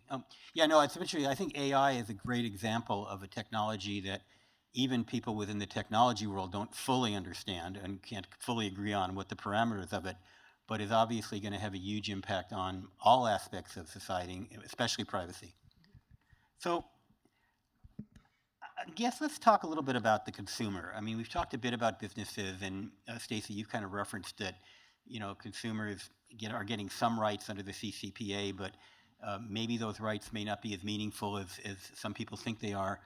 How do we, first of all, engage consumers to understand that they should be thinking about their privacy rights, get them to understand in a realistic and meaningful way what are privacy threats and what aren't, because a lot of things people are paranoid about turn out to not be true. I constantly hearing people in my family complaining that Google is listening to all of their conversations and is sending them ads based on things they're saying, even if the phone isn't even turned on, which would be a good trick. But yet, at the same time, there may be some major privacy things, risks that we're taking that many of us aren't even aware of. So starting with kind of consumer education and then getting into how do consumers protect their own rights once they understand what they are. Yeah, I think it's interesting on the education part and also how organizations approach the consumer. So a big thing across Europe when GDPR hit was every single person, every single organization that you never knew had your data sent you an email that said, here's our new privacy statement, please can you accept it? And everyone was kind of, I didn't even realize you had that. So I think the fact that organizations have to have that disclosure, again, tells you, okay, this is where my data is, gives you a bit of that understanding of, I need to consider actually where I put my password in. When that pop-up comes up and says, do you accept to this? Actually, what is that doing? So I think a lot of this legislation has that kind of understanding and those disclosures to put that in front of the consumers. It reminds me of those signs in every business of California. You walk into any lobby and you're going to see a sign that there are something known to the state of California here that's going to cause cancer, right? So if there really was asbestos falling off the walls, would they have the same sign? How do you know, given the fact that these signs are literally everywhere, what actually is a cancer risk versus what's just a compliance sign? And I'm wondering, as you bring up this issue, similar with privacy, how do we know? Few of us read all of these privacy. I mentioned yesterday I got a message from some site that I almost never use. I would have spent more time reading their privacy policies than I'm ever going to spend on that site. Yeah, I think it's interesting. I think it's the equivalent of the online version of that sign is the cookie banner. I don't know, has anyone actually clicked into a cookie banner and read what cookies are on that site or even know what a cookie's doing on that site? Yeah. A few people, but the majority of people who access your site just see that as a nuisance. Press accept, don't read it, and just continue. I work in privacy, and every time I see a cookie banner, I just press accept and just We actually had one hand up, which considering this audience, if you were to do this in any other audience, you would probably get no hands. So. Exactly. So I think the idea is, at least it's there so people who are interested and want to go through it. I think the actual change of people's perception of privacy online is going to be a very unique thing to each person and how they want to interact with it. So I think it's good that at least we've got that there for those people that want to see it and kind of work with that. Yeah, if you look at that big Pew Research Center study that was done last year, they showed that most people, most Americans in this case, think that privacy is already lost. Corporations already have all their data. Governments already have all their data. That tells me that we've got a lot of work to do in this country if we're going to reclaim the idea that individuals have any control at all. And I actually think that businesses have a huge role to play in that, because as businesses seek to come into compliance with these various laws, they're going to have to educate their employee populations about their roles and responsibilities. And it just so happens that most of those employees are also citizens. So I think there's a way that the way we educate employees in the workplace can start to change those viewpoints. The work of all the reporters, reporting regularly on privacy issues can start to change those viewpoints. It's not going to be that suddenly everybody's going to notice that there's a privacy banner or a cookie banner and they start to read it. Those things, they annoy the heck out of everybody. But I think there will be sustained, and it'll take a long time, but there will be cultural changes that will make people more cognizant of their rights. Yeah, and I think it's really interesting, and it's where we're seeing privacy, and it's a big topic that we're kind of talking about as a company, is around it turning into ethics. This is no longer just a legislation thing. It's no longer every state that comes out with a law, we're going to comply with it. It's about the ethics of a company and whether you as a company want to actually go to the levels of Microsoft and comply with that. And we're seeing it even move towards potentially some organization using it as a competitive advantage. So to say, look, we don't even need to consider all these other legislations. We've taken the standpoint as a company that we're going to comply with the hardest standard out there possible. So I think and your observation about the fact that people have basically come to the conclusion we have no privacy, that creates a sort of a cynicism, which is very counterproductive. I mean, going back to my cancer analogy, I mean, if every single building in California has carcinogens, how do we know when there really is a significant risk versus when the risk is so small that we probably ought to ignore it? And I mean, I think in the privacy field, there are some areas that people are worried about where the actual risk is fairly low. And I often wonder whether there's things that people are not aware of, are not worried about, where the risk is actually much higher. I don't know if anybody has an examples of those, but I always think that people have a tendency to worry about the wrong risks and stress over things that are either less severe or far less likely than the things that are more likely to bite them. The big risk when it comes to privacy is that if we get habituated to giving control of our data away, we will lose the capacity to function effectively in a democracy. I think Julie Brill mentioned something similar to that earlier. But to control your data and to accept that you are in control of your data is to acknowledge that you're a self-determined individual, that who you are matters, and that ultimately you'd like to assert some kind of control over that. Well, worrying about the demise of our democracy is very fashionable right now, so I'm glad somebody brought that into the conversation. I think it's nice. I think this is one of the things that, although California Consumer Privacy Act doesn't kind of go all the way, I think that kind of point exactly as you meant, at least it gives you some control. Although it doesn't have many rights in there, one of your rights is to deletion. So you do now have that right to go through, and if you wanted to, every single company send them a request and say, kind of remove my data. And it's interesting to see people are actually doing that. You speak to some organizations, they've had over 2,000 requests within the first week of CCPA going into effect, whereas others have had 2. So it's interesting to see that although there's still a way to go with kind of privacy and getting it involved, at least the first right to delete your data and have that removed is kind of there with that. So we have just over 5 minutes left, and I do want to open it up for questions and comments from the audience. So feel free to jump in. Oh, yes, sir. If you identify yourself, please. Can you hear me? Yeah. Okay. Question I have, real quick one. Mind identifying yourself, sir? Oh, my name is Paul Starrett. I have a firm. We work in AI. Unless you want to exert your privacy. Well, and that's why it's going to be my question, but specifically unstructured data. But my question is that given the cost of finding sensitive data for data workflows, things like that, given the volume and complexity of data, I've heard it said that if you don't use AI, you might be substandard. Just wondering if you think that that's true, because it's cheaper, it's faster, and if not, what's the barriers to, just the general idea of that at all? Thank you.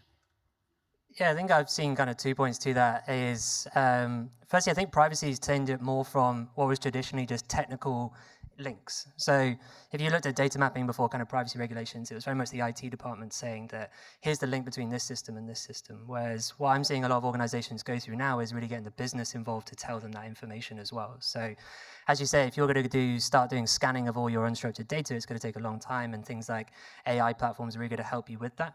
But I also think there's a second piece, which is really getting the business involved as well, which gives you more context, and although not the technical fields that are in your systems, it might bring out some of that information as well. So yeah, I think there's kind of definitely two pieces, and obviously things like AI platforms really help with finding data, but also getting the business to tell you where that data is an important piece that I've seen. Do we have any other questions or comments from the audience? Yes? Nope? All right, well, I'm being told that we are out of time. I want to thank our panelists, Tom, Thomas, and Stacy, and thank the audience. Appreciate your attention. Thanks, everybody.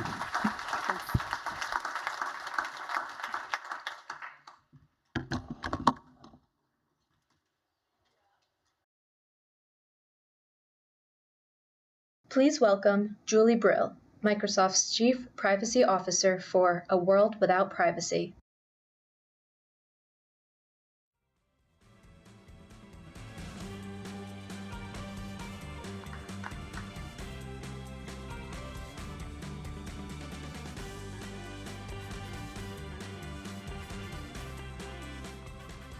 Hello. I have a lot of microphones here. I'm not sure which one I'm supposed to use. What's supposed to be happening here? I've got many microphones. I'm using one microphone. All right. Hi, everybody. As was mentioned, I'm Julie Brill, and I'm so delighted to be here for Data Privacy Day. 10 years of remarkable technology innovation have given us so many undeniable benefits. New ways to work, new ways to find information, and new ways to treat diseases. New ways to understand the world.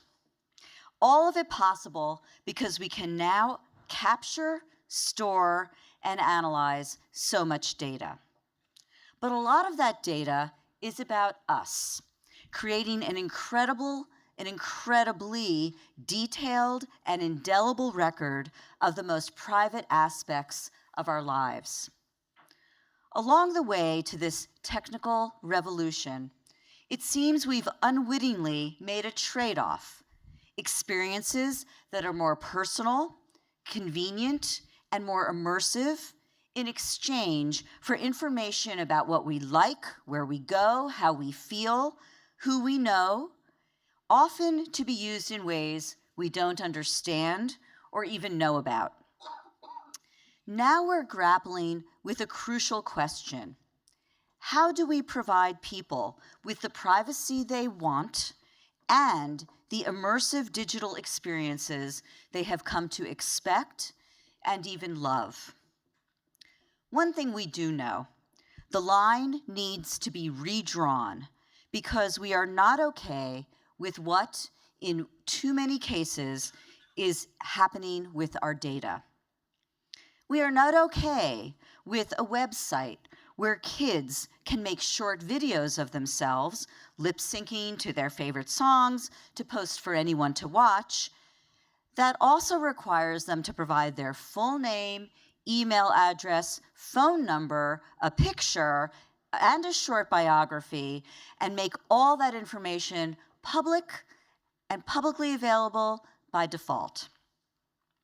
We're not okay when the television in our living room captures second-by-second information about everything we watch and associates it with information about household members who also might be watching, including information about age, marital status, income, education level, and sells it to third parties without our permission.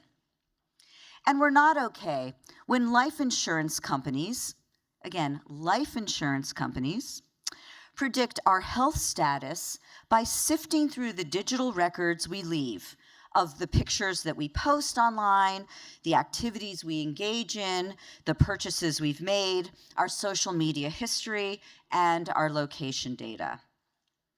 We're not okay when the fertility tracking app that we use to record the details of our reproductive lives, our menstrual cycles, our sexual activity, medications, and our moods, sells all that information to our boss and our insurance company.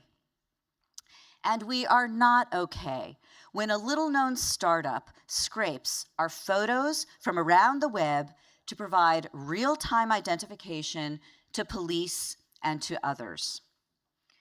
These are all real-life examples.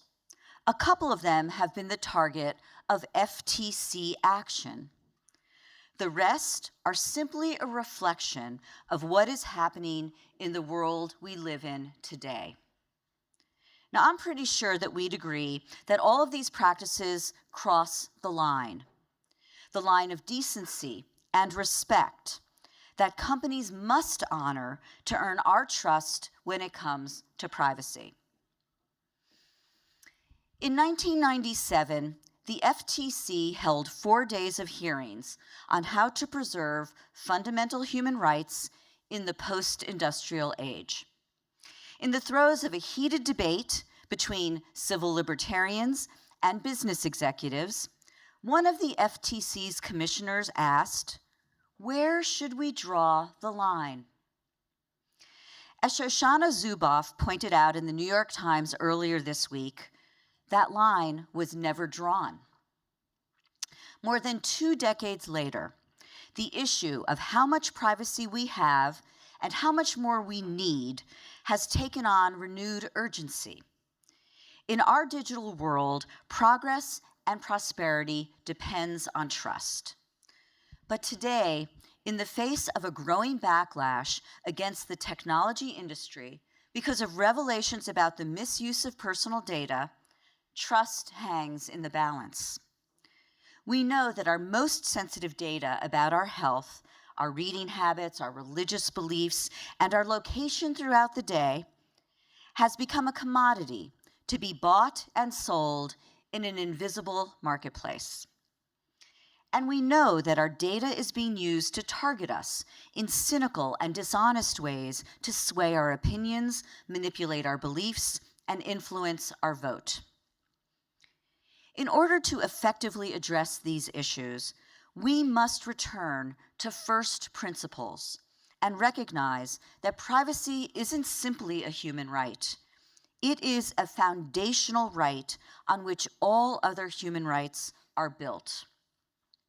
Without privacy, there can be no rule of law. Without privacy, our ability to question our government and to protest injustice is lost. Without privacy, democracy cannot function. From Twitter to Instagram, Facebook to Snapchat, and well beyond, so much of who we are and how we understand the world is shaped by our interactions and experiences in the digital world. All of it captured and stored in digital form. 130 years ago, the great American legal thinker, Louis Brandeis, said that technological advances of his time had invaded sacred precincts of private and domestic life and were threatening the right to be let alone.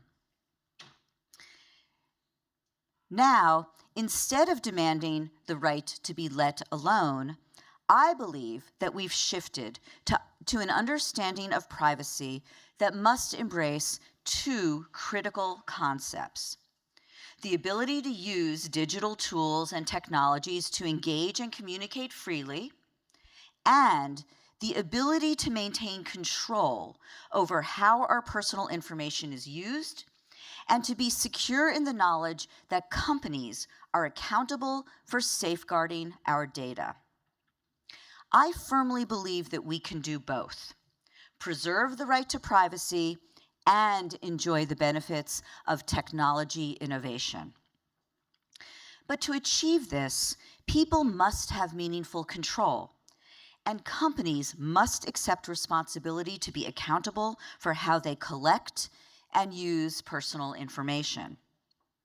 Both are essential to truly protecting privacy. The solution is also equally a matter of law and a matter of technology. And the good news is that we are making progress on both fronts.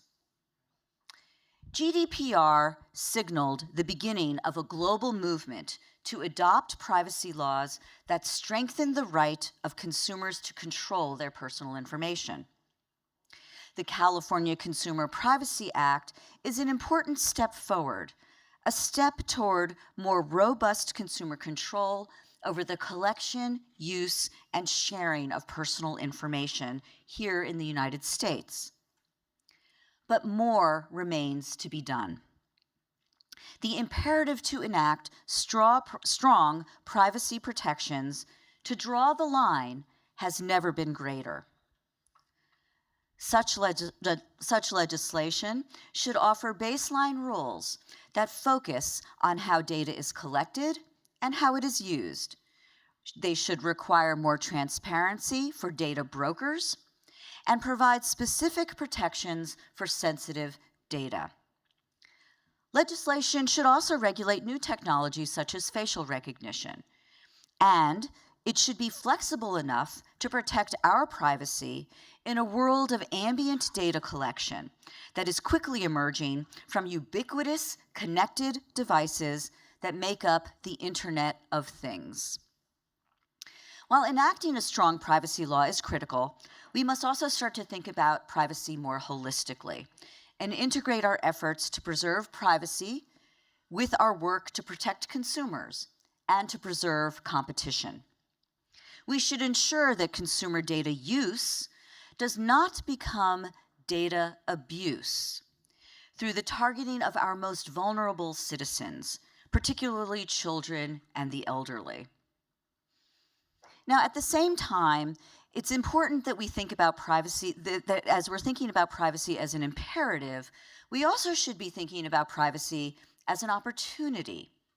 It's an opportunity that begins with approaches that fully embrace privacy by design, by making privacy protections the default in every business practice and technology across every aspect of how information is collected, stored, processed, and used. And we can do more to seize this opportunity by making the drive to advance innovation and privacy as central to what we do as the drive to advance innovation in every other emerging technology. But even with new laws in the United States, comprehensive privacy by design, and more deeply embedded privacy-enhancing technologies, we still need to acknowledge that data doesn't recognize national borders, and privacy protection is an issue that is fundamentally global in nature. Dr. Martin Luther King Jr. famously said, "A threat to justice anywhere is a threat to justice everywhere." So too with privacy. A threat to privacy anywhere is a threat to privacy everywhere. As we move forward, we need to work toward an international understanding of how we will implement this basic human right to privacy in our digital world. Now, I know achieving this won't be easy. While the need for privacy is fundamental to every human being, how we translate this need into a right that is protected by strong laws and technology will vary across cultures and across nations. Working through these differences around the world will require a slow, careful, and deliberative process to establish global privacy norms. But the benefits will be more than worth this effort. So, where do we draw the line between privacy and innovation? I think we can all agree that it is not okay to share the names and addresses of children under 13 with millions of strangers. And that if the website we use to keep track of our reproductive health provides that information to our boss, there's no doubt that we will feel rightly violated. Here in 2020, let's finally embrace this critical task of drawing the line. Let's embrace it in a way that recognizes our relationship to technology and to privacy are deeply entwined. Let's embrace the reality that our task must include a framework of laws and technologies that guarantee individuals the power to decide what information they want to share so that they can draw their own line. A framework that also gives people the security they need that comes from knowing that they are not alone in this endeavor, because companies will honor lines that simply cannot be crossed. A framework that gives companies both the ability and the responsibility to respect individuals' decisions and serve as trusted stewards of their data. Clearly, we're not there yet. But if we work together, we can create a world where privacy is honored today and send a signal to future generations that as technology continues to advance, the right to privacy must always be protected. Happy Data Privacy Day.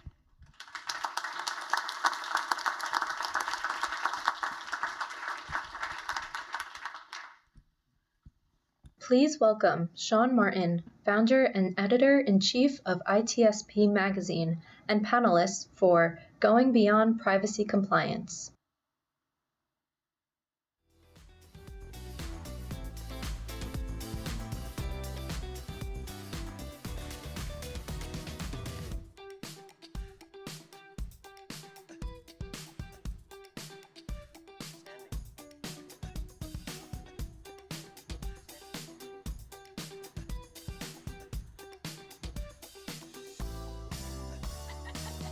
Got our moves down. This is much easier than the other chairs, so. All right, are we really standing? I guess we are. Is this a bring your own chair event? Does it bring your own chair? Bring your own chair. Let's bring our own chairs. Super. They're on the way. All right, we'll wait for the chairs. Well, while the chairs are being placed, a quick word. Thank you to Kelvin Coleman, Jennifer Cook for putting this on. Great event. I'm honored to be here, and ITSP Magazine is proud to be an ally of NCSA and supporting all the work that they do with respect to security and privacy, raising awareness and getting people and companies to take action. And I get to stand. Look at that. I'll stand. I prefer to stand, if that's all right. All right, so here we are. We've had a full day. We're coming up to the end here, so before Kelvin's closing remarks, just a few more conversations, and I'll call it operationalizing privacy, if that's all right for everybody. We've spent the day talking about what privacy means, and a lot of it's been around regulation, laws, and getting companies to do the right thing. So the question is, are the companies going to do the right things? Are they going to protect us, protect our privacy, or are we going to see a different outcome? And so we're kind of looking into the future here. So I know my co-founder, Marco Ciappelli, is joining us online digitally from Italy. He's not able to join us here today. He and I like to turn on our ITSP Magazine time machine to kind of look into the future a little bit. And we're going to do that here today to kind of figure out where privacy is heading beyond compliance and how can companies and citizens take action. So Marco, flip the switch, turn that time machine on, and let's go. And my fellow time travelers today are sitting here. We're going to take a journey and navigate privacy. Have each of them introduce themselves, starting with Ben, please, on the end. Sure. I'm Ben Moskowitz. I'm from Consumer Reports. I head up our digital rights program called the Digital Lab. Kalinda Reyna, head of global privacy at LinkedIn. John Giverts, the Chief Privacy Officer at Visa. Christina Bergman, founder and CEO of Integris Software. All right, well, thank you all. I know we're going to have some questions at the end, so get them ready. This is the panel to ask them of. Really, to kick things into gear, I mean, let's look at the scale and the speed of these regulations that are coming out. How do companies get a grasp on? I know some of the previous panelists touched on some of these points, but we'll start with companies first, and then we'll look at the consumer end of it. How do companies get a handle on this? Where do they start? Do they just dig into GDPR and hope for the best, or do they go with CCPA, or is there a whole different approach that companies should be looking at? So I think for companies, one of the things we've seen develop over time is the profession of privacy and the fact that companies are beginning to build out privacy teams. And those are often lawyers who are sitting down and reading these laws in their entirety. And once you've read the laws, the next step really is to go out and talk to other people in the company who are going to help you to implement those. So I think what we're beginning to see is that while it takes the lawyers to interpret these laws, it takes a whole host of people within a company to actually get the work done and to put these into operation. And I certainly agree with what Kalinda said, but I think if we are in a position where we are looking at each new law as it comes down the road and trying to comply with it, we're behind the curve already. If you come from a company where trust is a core value, and it has been, and you attempt to build on that value, you build on that foundation by making sure that you are protecting consumer information, by making sure that consumers have the right knowledge and ability to control the information that you collect about them, you're going to be in a better place as you strive to comply with just the vast number of new laws that we're facing. It's at a faster pace than any of us that have been doing this for a long time have ever seen. We have GDPR, and it was only, 19, 20 months ago now. CCPA is almost a month old.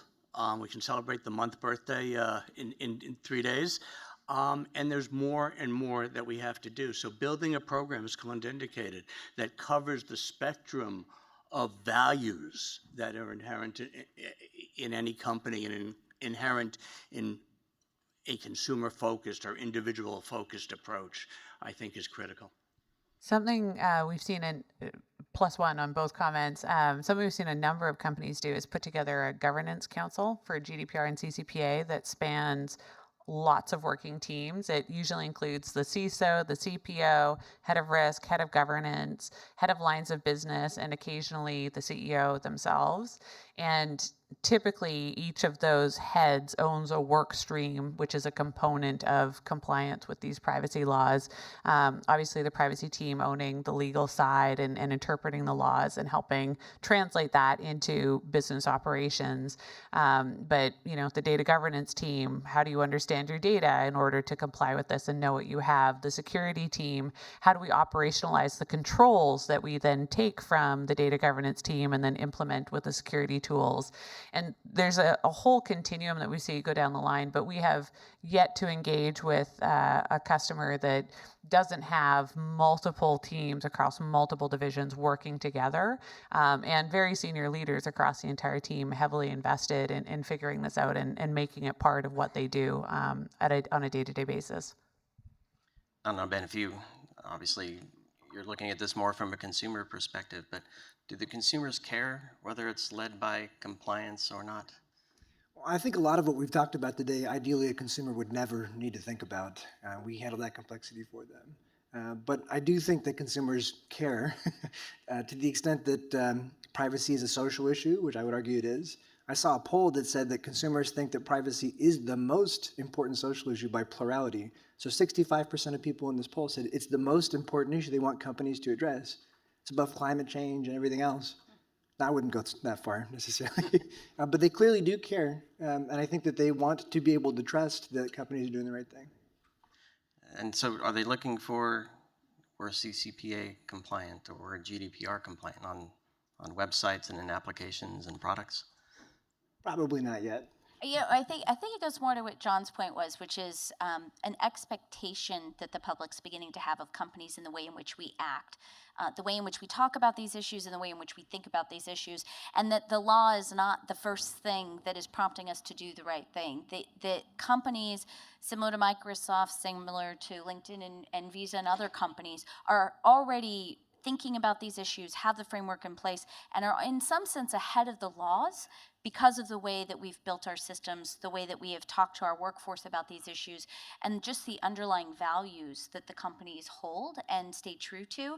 And I think that's sort of a shift consumers have to make, is beginning to evaluate companies on those things rather than just privacy policies, which we've heard from other panels are long and hard to understand and often say things that are often frightening. It's really getting consumers to take a more active role in evaluating the companies they're working with. Right, and just to add, when it comes to CCPA, as we know, it's new, it's brand new, and it's not clear to a consumer how you exercise these rights. So we know that CCPA right now is a bit of a first draft, we're all learning.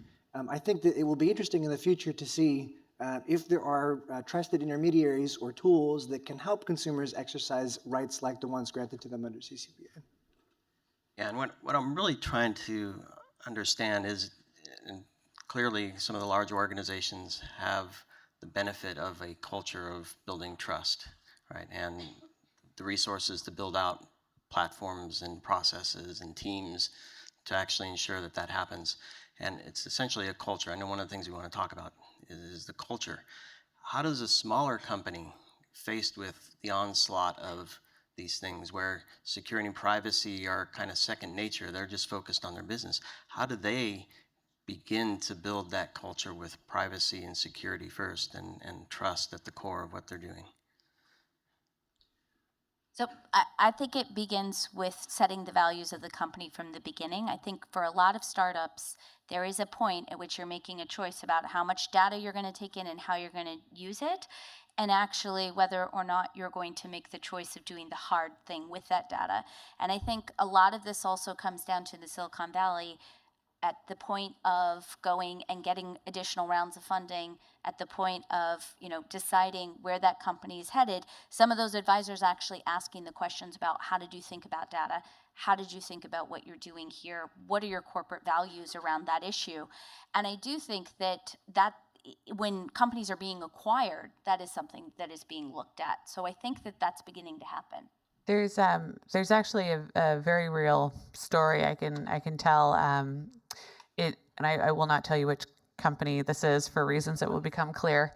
But basically, there's a large organization that's one of our customers. They acquired a smaller company, and during that acquisition, they were a tech startup. During the acquisition, the executive team and board made all sorts of attestations about what data they have, what data they don't have, what kind of personal information is there. And for anybody, I used to work as a venture capitalist before this. For anybody who's kind of been in that world of M&A knows that attestation around privacy is getting longer and longer and longer and longer as acquiring companies want to know more and more and more about the data that's going to be coming into the system. And so this company, when they acquired the smaller company, the board, the executive team said, no, we don't have anything we shouldn't have. It's all good. Don't worry about it. Jedi mind trick. This is not the bad data you're looking for. And post-acquisition, they dumped it into their Hadoop cluster. And big data technology, Hadoop, is typically a dumping ground for all sorts of things. Everything just ends up in there. No matter how locked down it is in another system, it ends up in your Hadoop cluster. And we came in and ran a scan through their data set, and we said, did you know you have adult content? And the CTO was sitting there with his jaw hanging down looking at it. And we showed him a couple of examples of what was there sitting in his Hadoop cluster. And the chief privacy officer was sitting at the back of the room, rocking back and forth, smiling, having an I told you so moment, because they had been pounding the table of, we've got data we don't know we have. We need to find out what's there. If we get breached and it's out there, we're liable, our brand is at risk, our reputation's at risk, we need to know what's there. And this was her I told you so moment. And after that, it was, okay, well, where exactly is it? Which data set? Who put it in there? The forensics that go back. And the reason that becomes relevant is not just in terms of risk profiling, in that the risk of the small company becomes the risk of the big company, which is a much bigger number when it's the big company, but also in terms of, in the event of a breach, you're probably also going to get hit with any kind of privacy law violations that are in there along with that breach. And so I do hear a lot from folks of, there's only 3 people in California that are going to be enforcing these laws. And I think, okay, well, maybe for now, but also guess where they're going to start? They're going to start with A, publicly known offenders, and B, they're going to start with people who get breached and go and look at them for privacy violations. So you really need to have your house in order. I think it's a great story, and I think... You cringe? Never. But I also think it goes back to, the initial question, your initial comments. small companies are not necessarily going to have those huge compliance departments, legal departments, auditing functions, and the way that they get to where they need to is also to have it cultural and to be looking at not the size of the organization, but to look at some of the tools that we all use and the approach that we all have and the ethical considerations that we have. So you do your data mapping, you do privacy by design, you think about what data you're collecting, how you're using it, do you have the right controls around it, because that's how even a small company can be effectively manage privacy risk. I think all this is a way of saying there's no time like the beginning. You know, if you're an entrepreneur today, I would think of dealing with privacy as a form of technical debt that's going to get more expensive the longer you go on. And it feels a bit like if you're a new company starting today, you can afford to not be reactive in the way that a big company needs to be compliant. You can do privacy by design and maybe find some white space in the market to create a product that's maybe differentiated and really appeals to what we think is a growing consumer sentiment and a need and a want for privacy. We're working with the Omidyar Network actually on this exact question. We're doing public opinion research, we're doing surveys trying to find in what categories, if you do a forced ranking of the things that make consumers pick their products, in what categories might privacy be near the top, such that if you can really differentiate your product and say, this is a much more private product, that will make the difference in the marketplace. So I think that's a really interesting place to be if you're an entrepreneur today, is thinking about to go into your time machine and 10 years hence, what's the kind of world that we're living in? Well, when we say privacy by design, I'm not going to let anybody off the hook here. What the heck does that mean? How did we do something with that? I mean, I kind of know, and it's security by design. We see movements like DevSecOps. Do we need to see a DevPrivOps movement? So I think privacy by design means different things to different people in an organization, and that's a good thing because really what you want is everybody in the organization to see it as part of their job. So I think from an engineering standpoint, it means applying engineering principles to product problems to find out how can we do this with less data? How can we anonymize this data? How can we find ways to isolate it so that only certain people have access to it? So thinking through some of the engineering techniques. I also think it applies to product, and I think product people thinking before they put something out on the market, working with the engineers and the lawyers, but also thinking themselves, is this a product that people are going to react to in a way that makes them uncomfortable? Is this something that does a good action and helps people solve a problem and gives them options for thinking of how they want to protect their privacy, rather than just putting out the product and not thinking through ways to help people control their data? So I think actually within an organization, everybody plays a role, and that's something that I try really hard in my role to get across throughout our organization, is that privacy is everybody's job, and it is really everybody's job to be thinking about it from a design perspective. Even if you're someone sitting in the finance department, there are pieces of what you do where you may not need all the data you have. You may want to make sure that only certain people in your department have access to it. So having everybody think about it in the way that they do their job. I couldn't agree more. And so certainly, but this is also an area where a larger company can distinguish itself from some of the things that smaller companies can do, because everybody should be doing privacy by design and building it in, as we do in security by design, in the earliest stages of thinking about development. As we're doing agile development and we're doing our sprints, everybody has to understand concepts such as data minimization, data transfer, et cetera. But you also need, and I think to support this culturally, having operational processes that reinforce that. So having formal PIA processes and reviews that make sure that those steps have been undertaken and the right mitigations are put in place where they're needed. And one of the things that we also do at Visa is we have a cross-functional data use council with senior executives from across the business, where we take, if it's a new kind of use of data, if something that we haven't done before, we're looking at that. It comes to that council and looked at from that perspective. Is it, not only is it the legal thing to do, because we have lawyers, we can answer that question, but is it the right thing to do? Does it embody the values that we try and get across about security, consumer control, providing value to consumers. Right. I mean, there are probably forms of data collection that the consumer doesn't want, need, expect, does not enhance their product experience. I'm thinking, for instance, of an antivirus that might sell your web browsing history. There ought to be some lines drawn, I think, as Julie put them, where we can say, this is more about the business interest of the company, about building a good experience, which is, how the market ought to work.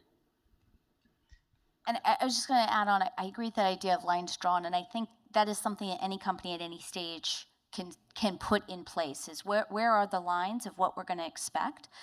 The other thing that I might be a bit controversial in just arguing for is that I think a lot of what we've heard today is a resource constraint around people who do privacy. And I think one of the things we need to start thinking about with privacy is that it's not just the people in this room who should be doing privacy. We need to be training the future workforce to think about this issue, even if they are not a lawyer or a privacy engineer or someone else. We need everybody to be actually having a baseline understanding and expectation, to your point, of what is that line as a society that we will not cross, and to be educated at some basic level about that. When I was in law school, privacy wasn't even a topic of discussion. There were no classes on privacy. Undergraduate programs today don't have any discussion on privacy. MBA programs don't have a discussion on it. And I do think if we're in your time machine and we're thinking about the future, and our expectation is that even at a startup level people can do this, we need to be training more people to do this work. Well, it's easier at the startup level. I think if you have established systems and processes and a culture that doesn't embrace trust and privacy, it's probably even harder. So how, maybe looking at both angles, how does a company that is dealing with building a culture of that's surrounding privacy, how do they do that? Is it top down? Is there a champion inside that isn't at the exec level? And then maybe from an SMB startup perspective, how do they lead that culture establishment, if you will? Who leads it? I'll jump in. It's got to be both. It's got to be bottom up and top down. I mean, at Visa, we're fortunate enough to have leadership, and our CEO was just speaking on data values very publicly, and that's a great place to be, and that people in the company understand that. But at the same time, it's also making sure, and Kalinda, your point about training, it's people that are coming up, the people that we're hiring, it's awesome if they have a background in understanding these issues. I think we have a cultural understanding more and more around breach and the implications of losing data. I'm not sure we have that same cultural understanding around these other concepts about data collection, about transparency, and so forth. So making sure that we're having those conversations both within our companies and at events like this, and at events that are much broader, that aren't only geared to privacy professionals. And maybe as you answer, if you can make some examples. Do you run campaigns inside? Do you have data privacy days or weeks or luncheons or whatever? I don't know, any examples you can share as well. I was just going to comment on John's point that I think it really depends a bit on whether it's top down or bottoms up on your culture within your company as to what works best. But I think some of I actually teach a course on how to build a culture of privacy, and some of the things that I think have been most effective is getting people, again, not the folks in this room, but impacting the people outside this room to understand how privacy impacts their daily life. So for example, at LinkedIn this week, we are celebrating Privacy Awareness Week. We had an event yesterday for parents at LinkedIn on how to protect your kids' privacy. We have events on how to protect your identity. We do events in our India office around the India Privacy Bill and some of the biometric data that's being collected in India. So trying to make it relevant to the employees in their own lives so that as they do their job, they recognize the importance for the people they serve. And how about from the consumer perspective? Obviously, Data Privacy Day, Marco and I, we joke, it's not a day, of course, not a joke. It's every day. We need to think about this. So what additional things can we do for consumers, either from the business or in the communities, perhaps? One thing we've seen a lot of our customers do is use it in how they talk to their customers. So talking about the values of privacy, communicating that clearly. And I think you guys heard on the last panel, it's not uncommon for us to hear companies using it as a differentiator. You know, oftentimes you'll hear Facebook compared to Apple in their approach to privacy and what that means in terms of consumer trust and people's willingness to share their data and put more of their lives in the hands of those companies. And so I think a huge component of it is making it part of your storytelling externally. It obviously has to have basis in what you're doing internally, but we're finding more and more people are using that as part of their pitch to customers of why they should do business with them, why they should trust them, why they should share more data, and get products and services from them. Take it one additional thought is we all strive to make sure that we develop our consumer-facing materials, whether it's our websites and so forth, to make them as good as we possibly can, as transparent as we can about our data uses, and provide the rights that are appropriate under GDPR, under CCPA, and so forth. But I think it's also incredibly important to have discussions when we have industry groups and industry meetings, to have discussions not only about, hey, what are you doing to help comply with CCPA? There are lots of those discussions, we're all having them.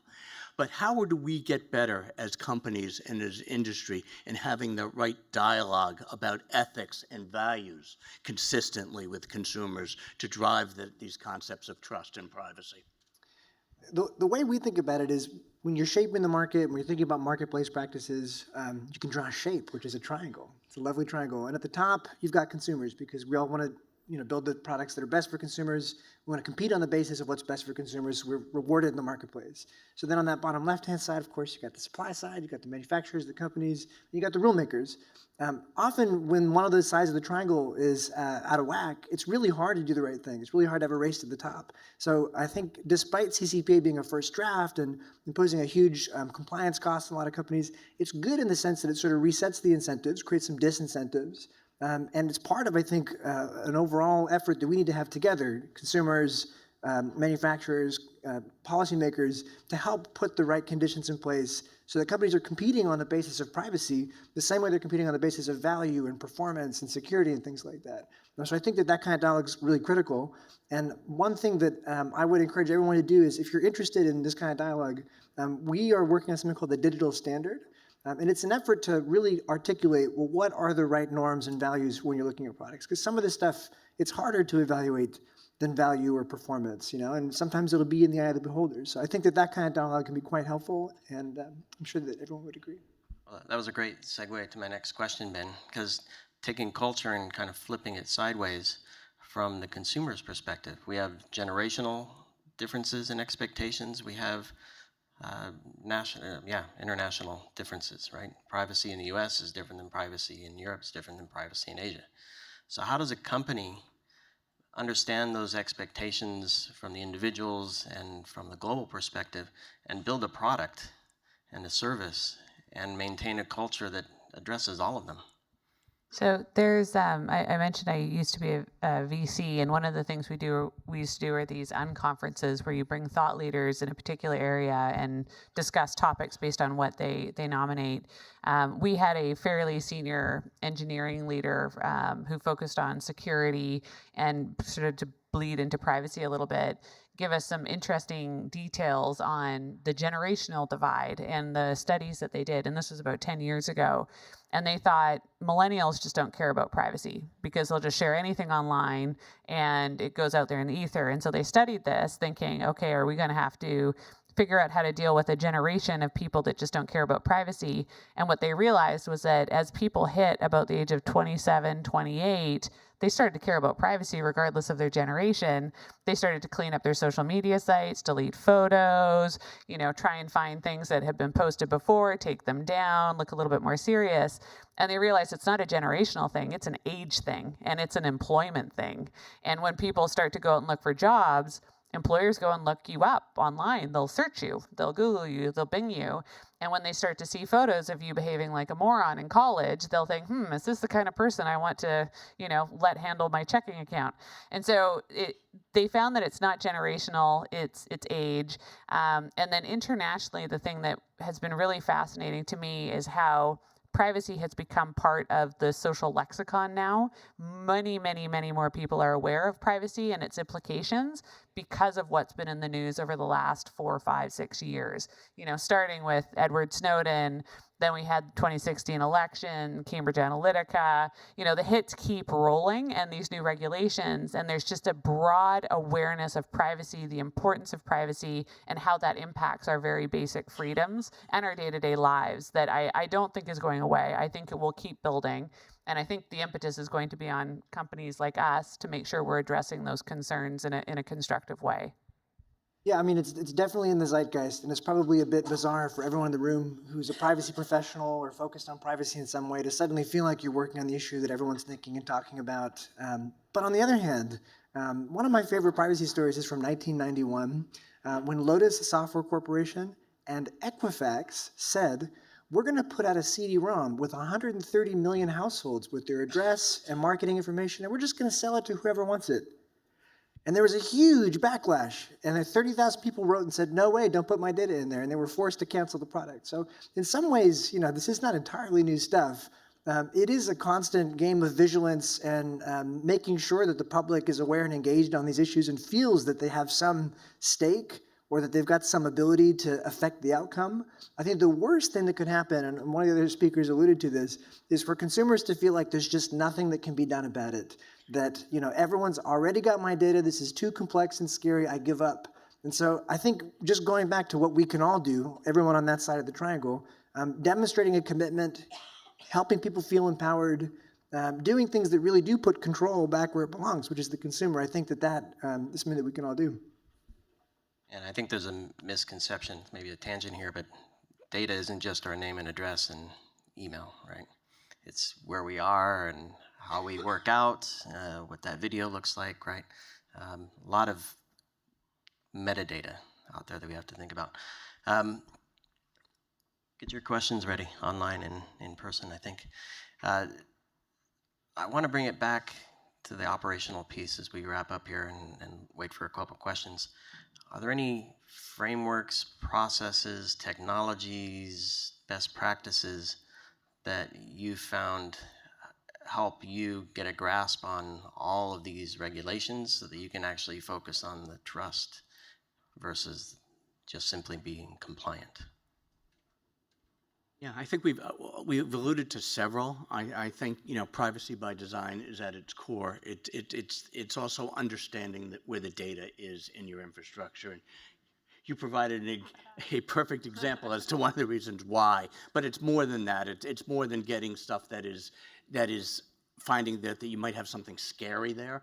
It's also just understanding the data and where it sits across the organization, across the enterprise, so that when you are providing control and choice and transparency, you're able to do that accurately and effectively. I would absolutely agree with that. I think those are all the baselines that you need to have in your organization to get in compliance with what the laws are today, right? And then going the next step up means making sure that everybody is trained on what your value system is on privacy as a company and how you're going to approach it, both from a design perspective and from just continuing to chip away at the tech debt of companies, quite honestly, that were created in the 70s and 80s. Their concept of data privacy was what you just described in the Lotus Notes example. So trying to get, those companies have some of the toughest challenges, and I think that is actually helpful for companies today to recognize that if they don't stay on top of it, it's only going to get worse.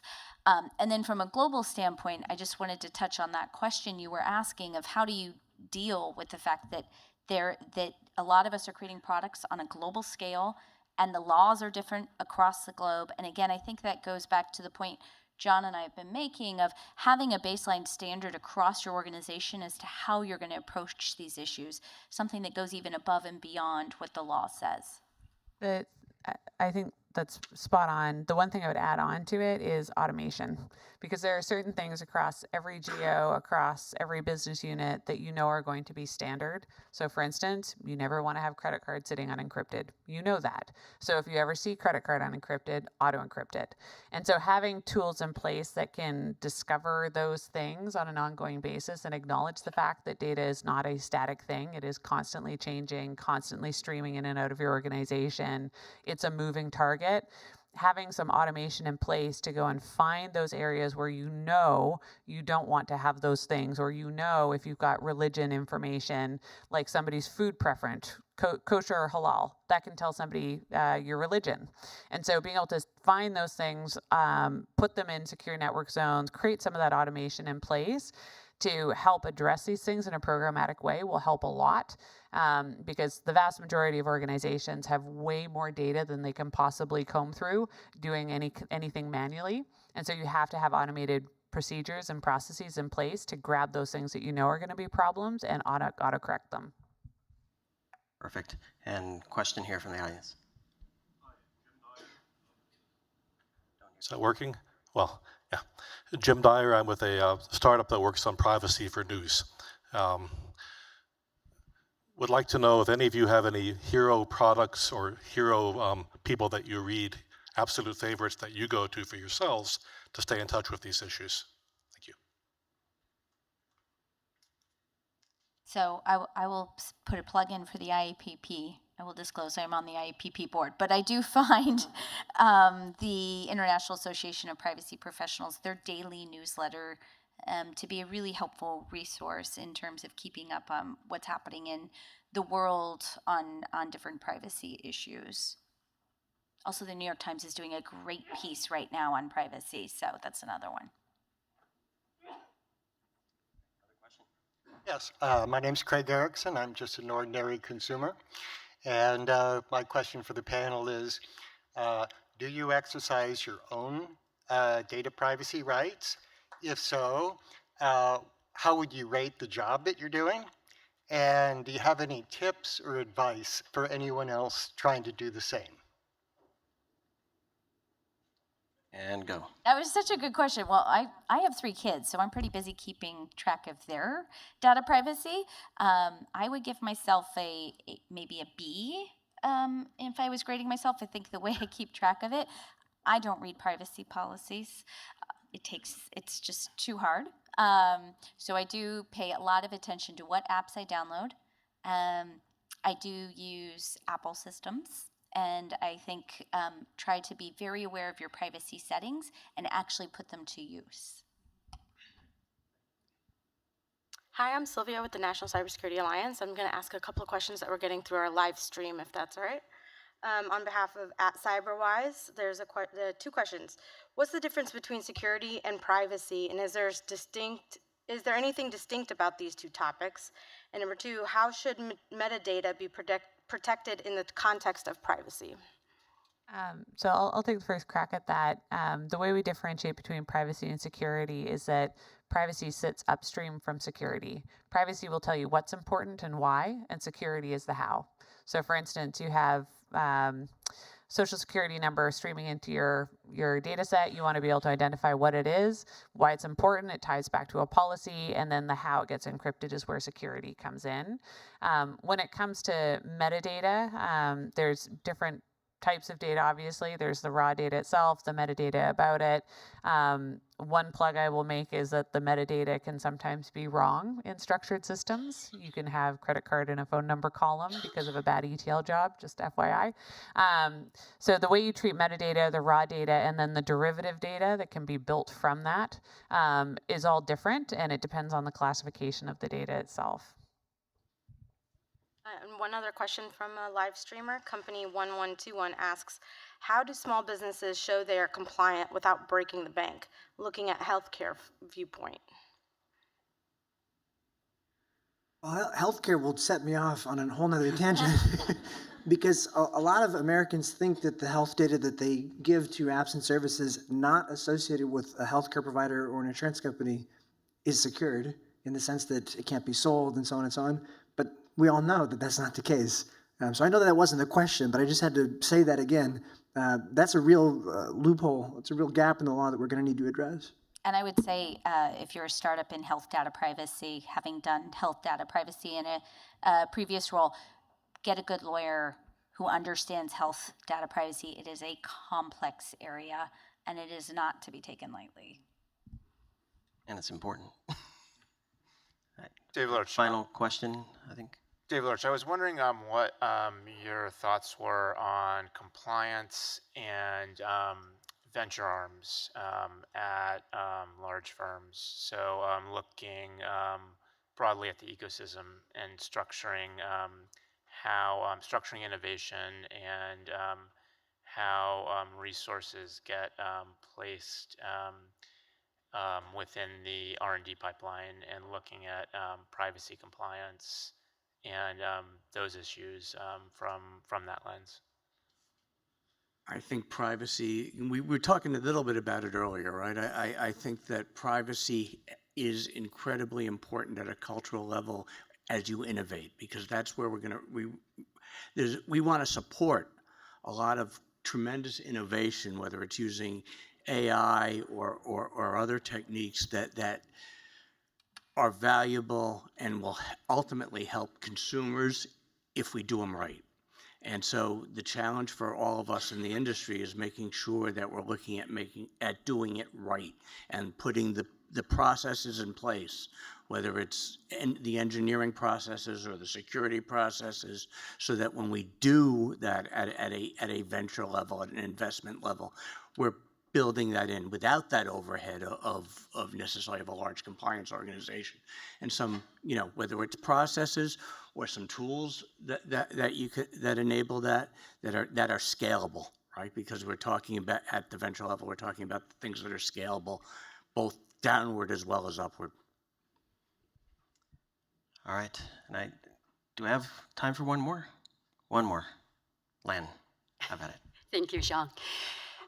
So I'm not going to introduce myself, but in terms of the other question about how a small business can help themselves, and as we know, they do form the backbone of this society's economy.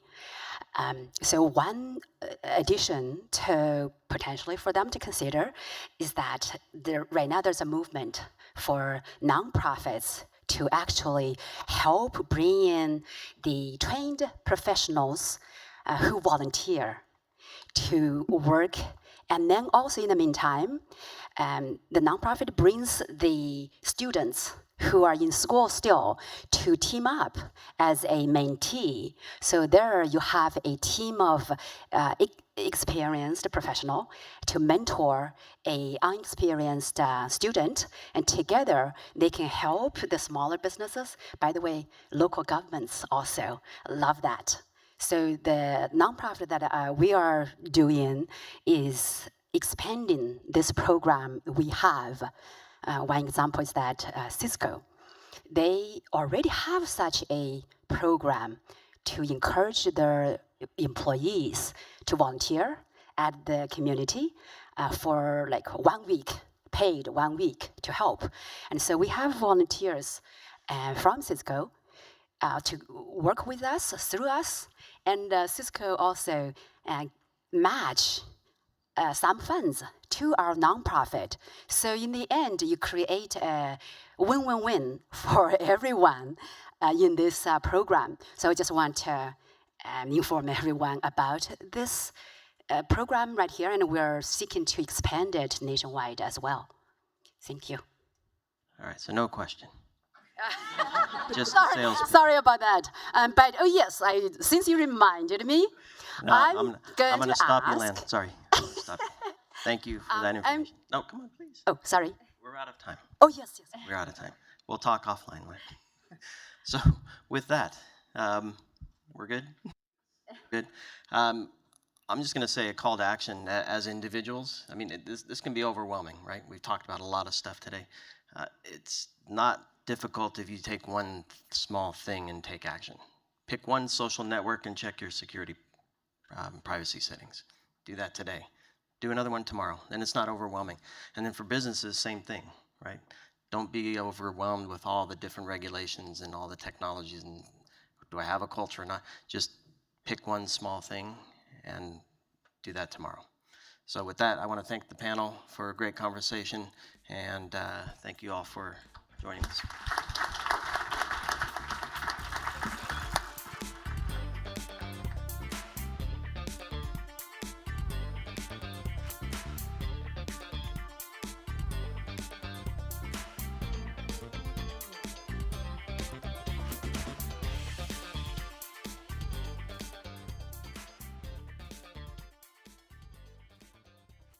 Please welcome Kelvin Coleman, Executive Director of the National Cybersecurity Alliance, for closing remarks. To Kalinda, I had to introduce myself. I didn't get the voice of God, but it happened. So, yes, you got it for me. My name is Kelvin Coleman. I have the pleasure of being the Executive Director of the National Cybersecurity Alliance in Washington, D.C. Thank you so very much for being here today at LinkedIn for Data Privacy Day 2020, a vision for the future. And thank you to all of those who joined us online. For those who do not know, the National Cybersecurity Alliance is the nation's leading nonprofit, public-private partnership promoting cybersecurity and privacy education and awareness. And for many, many years, Data Privacy Day has been a key part of our education and awareness efforts, and we're so thankful to LinkedIn for having us here today. I think Craig Erickson, I think I pronounced that correctly, asked a great question. He said, I'm just a consumer, right? And I want to know X, Y, and Z. That's why we're here today. And Kalinda said as much. It's not about the professionals who are in the room. It's about the customers and the people and our kids that we're trying to really drive home this message of privacy. Thank you to all of our speakers and our panelists for sharing such engaging insight about the rapidly evolving privacy landscape. I also want to thank our contributing sponsors, Microsoft, Visa, MediaPro, Integris, OneTrust Privacy. Thank you so very much. Our global sponsors, Trend Micro, 3M, KnowBe4, Yubico. Thank you so very much. And our event partners, ETSP, and certainly Identity Theft Resource Center. Thank you very much for helping us out here today. Would not have been able to do it without your help. Also want to thank Alicia from LinkedIn. Can you stand for a second, please? Everything from helping to put together the agenda, talking points, literally moving chairs, right? Like that's someone who will do it all. So Alicia, you and your team, thank you so very much for everything. I could not go without thanking my wonderful team, the National Cybersecurity Alliance. Here with us today, Daniel is here. Elliot, I think he's downstairs still. Sylvia, who just joined us as our COO. Leighton, so very happy to have you on the team. Jen, I'm going to have you stand for a moment. At the National Cybersecurity Alliance, we often have quarterbacks for different projects and programs. I'm often not the quarterback, believe it or not. Jen, for this, you did such a wonderful job. You were the best quarterback ever. Look at this overflow room. Again, I'll go back to Kalinda's words in that this is getting bigger and bigger every single year. And thank you for helping this put together. You and Alicia did a great job.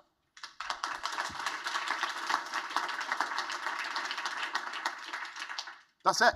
Today's event is just made possible with support of all of you.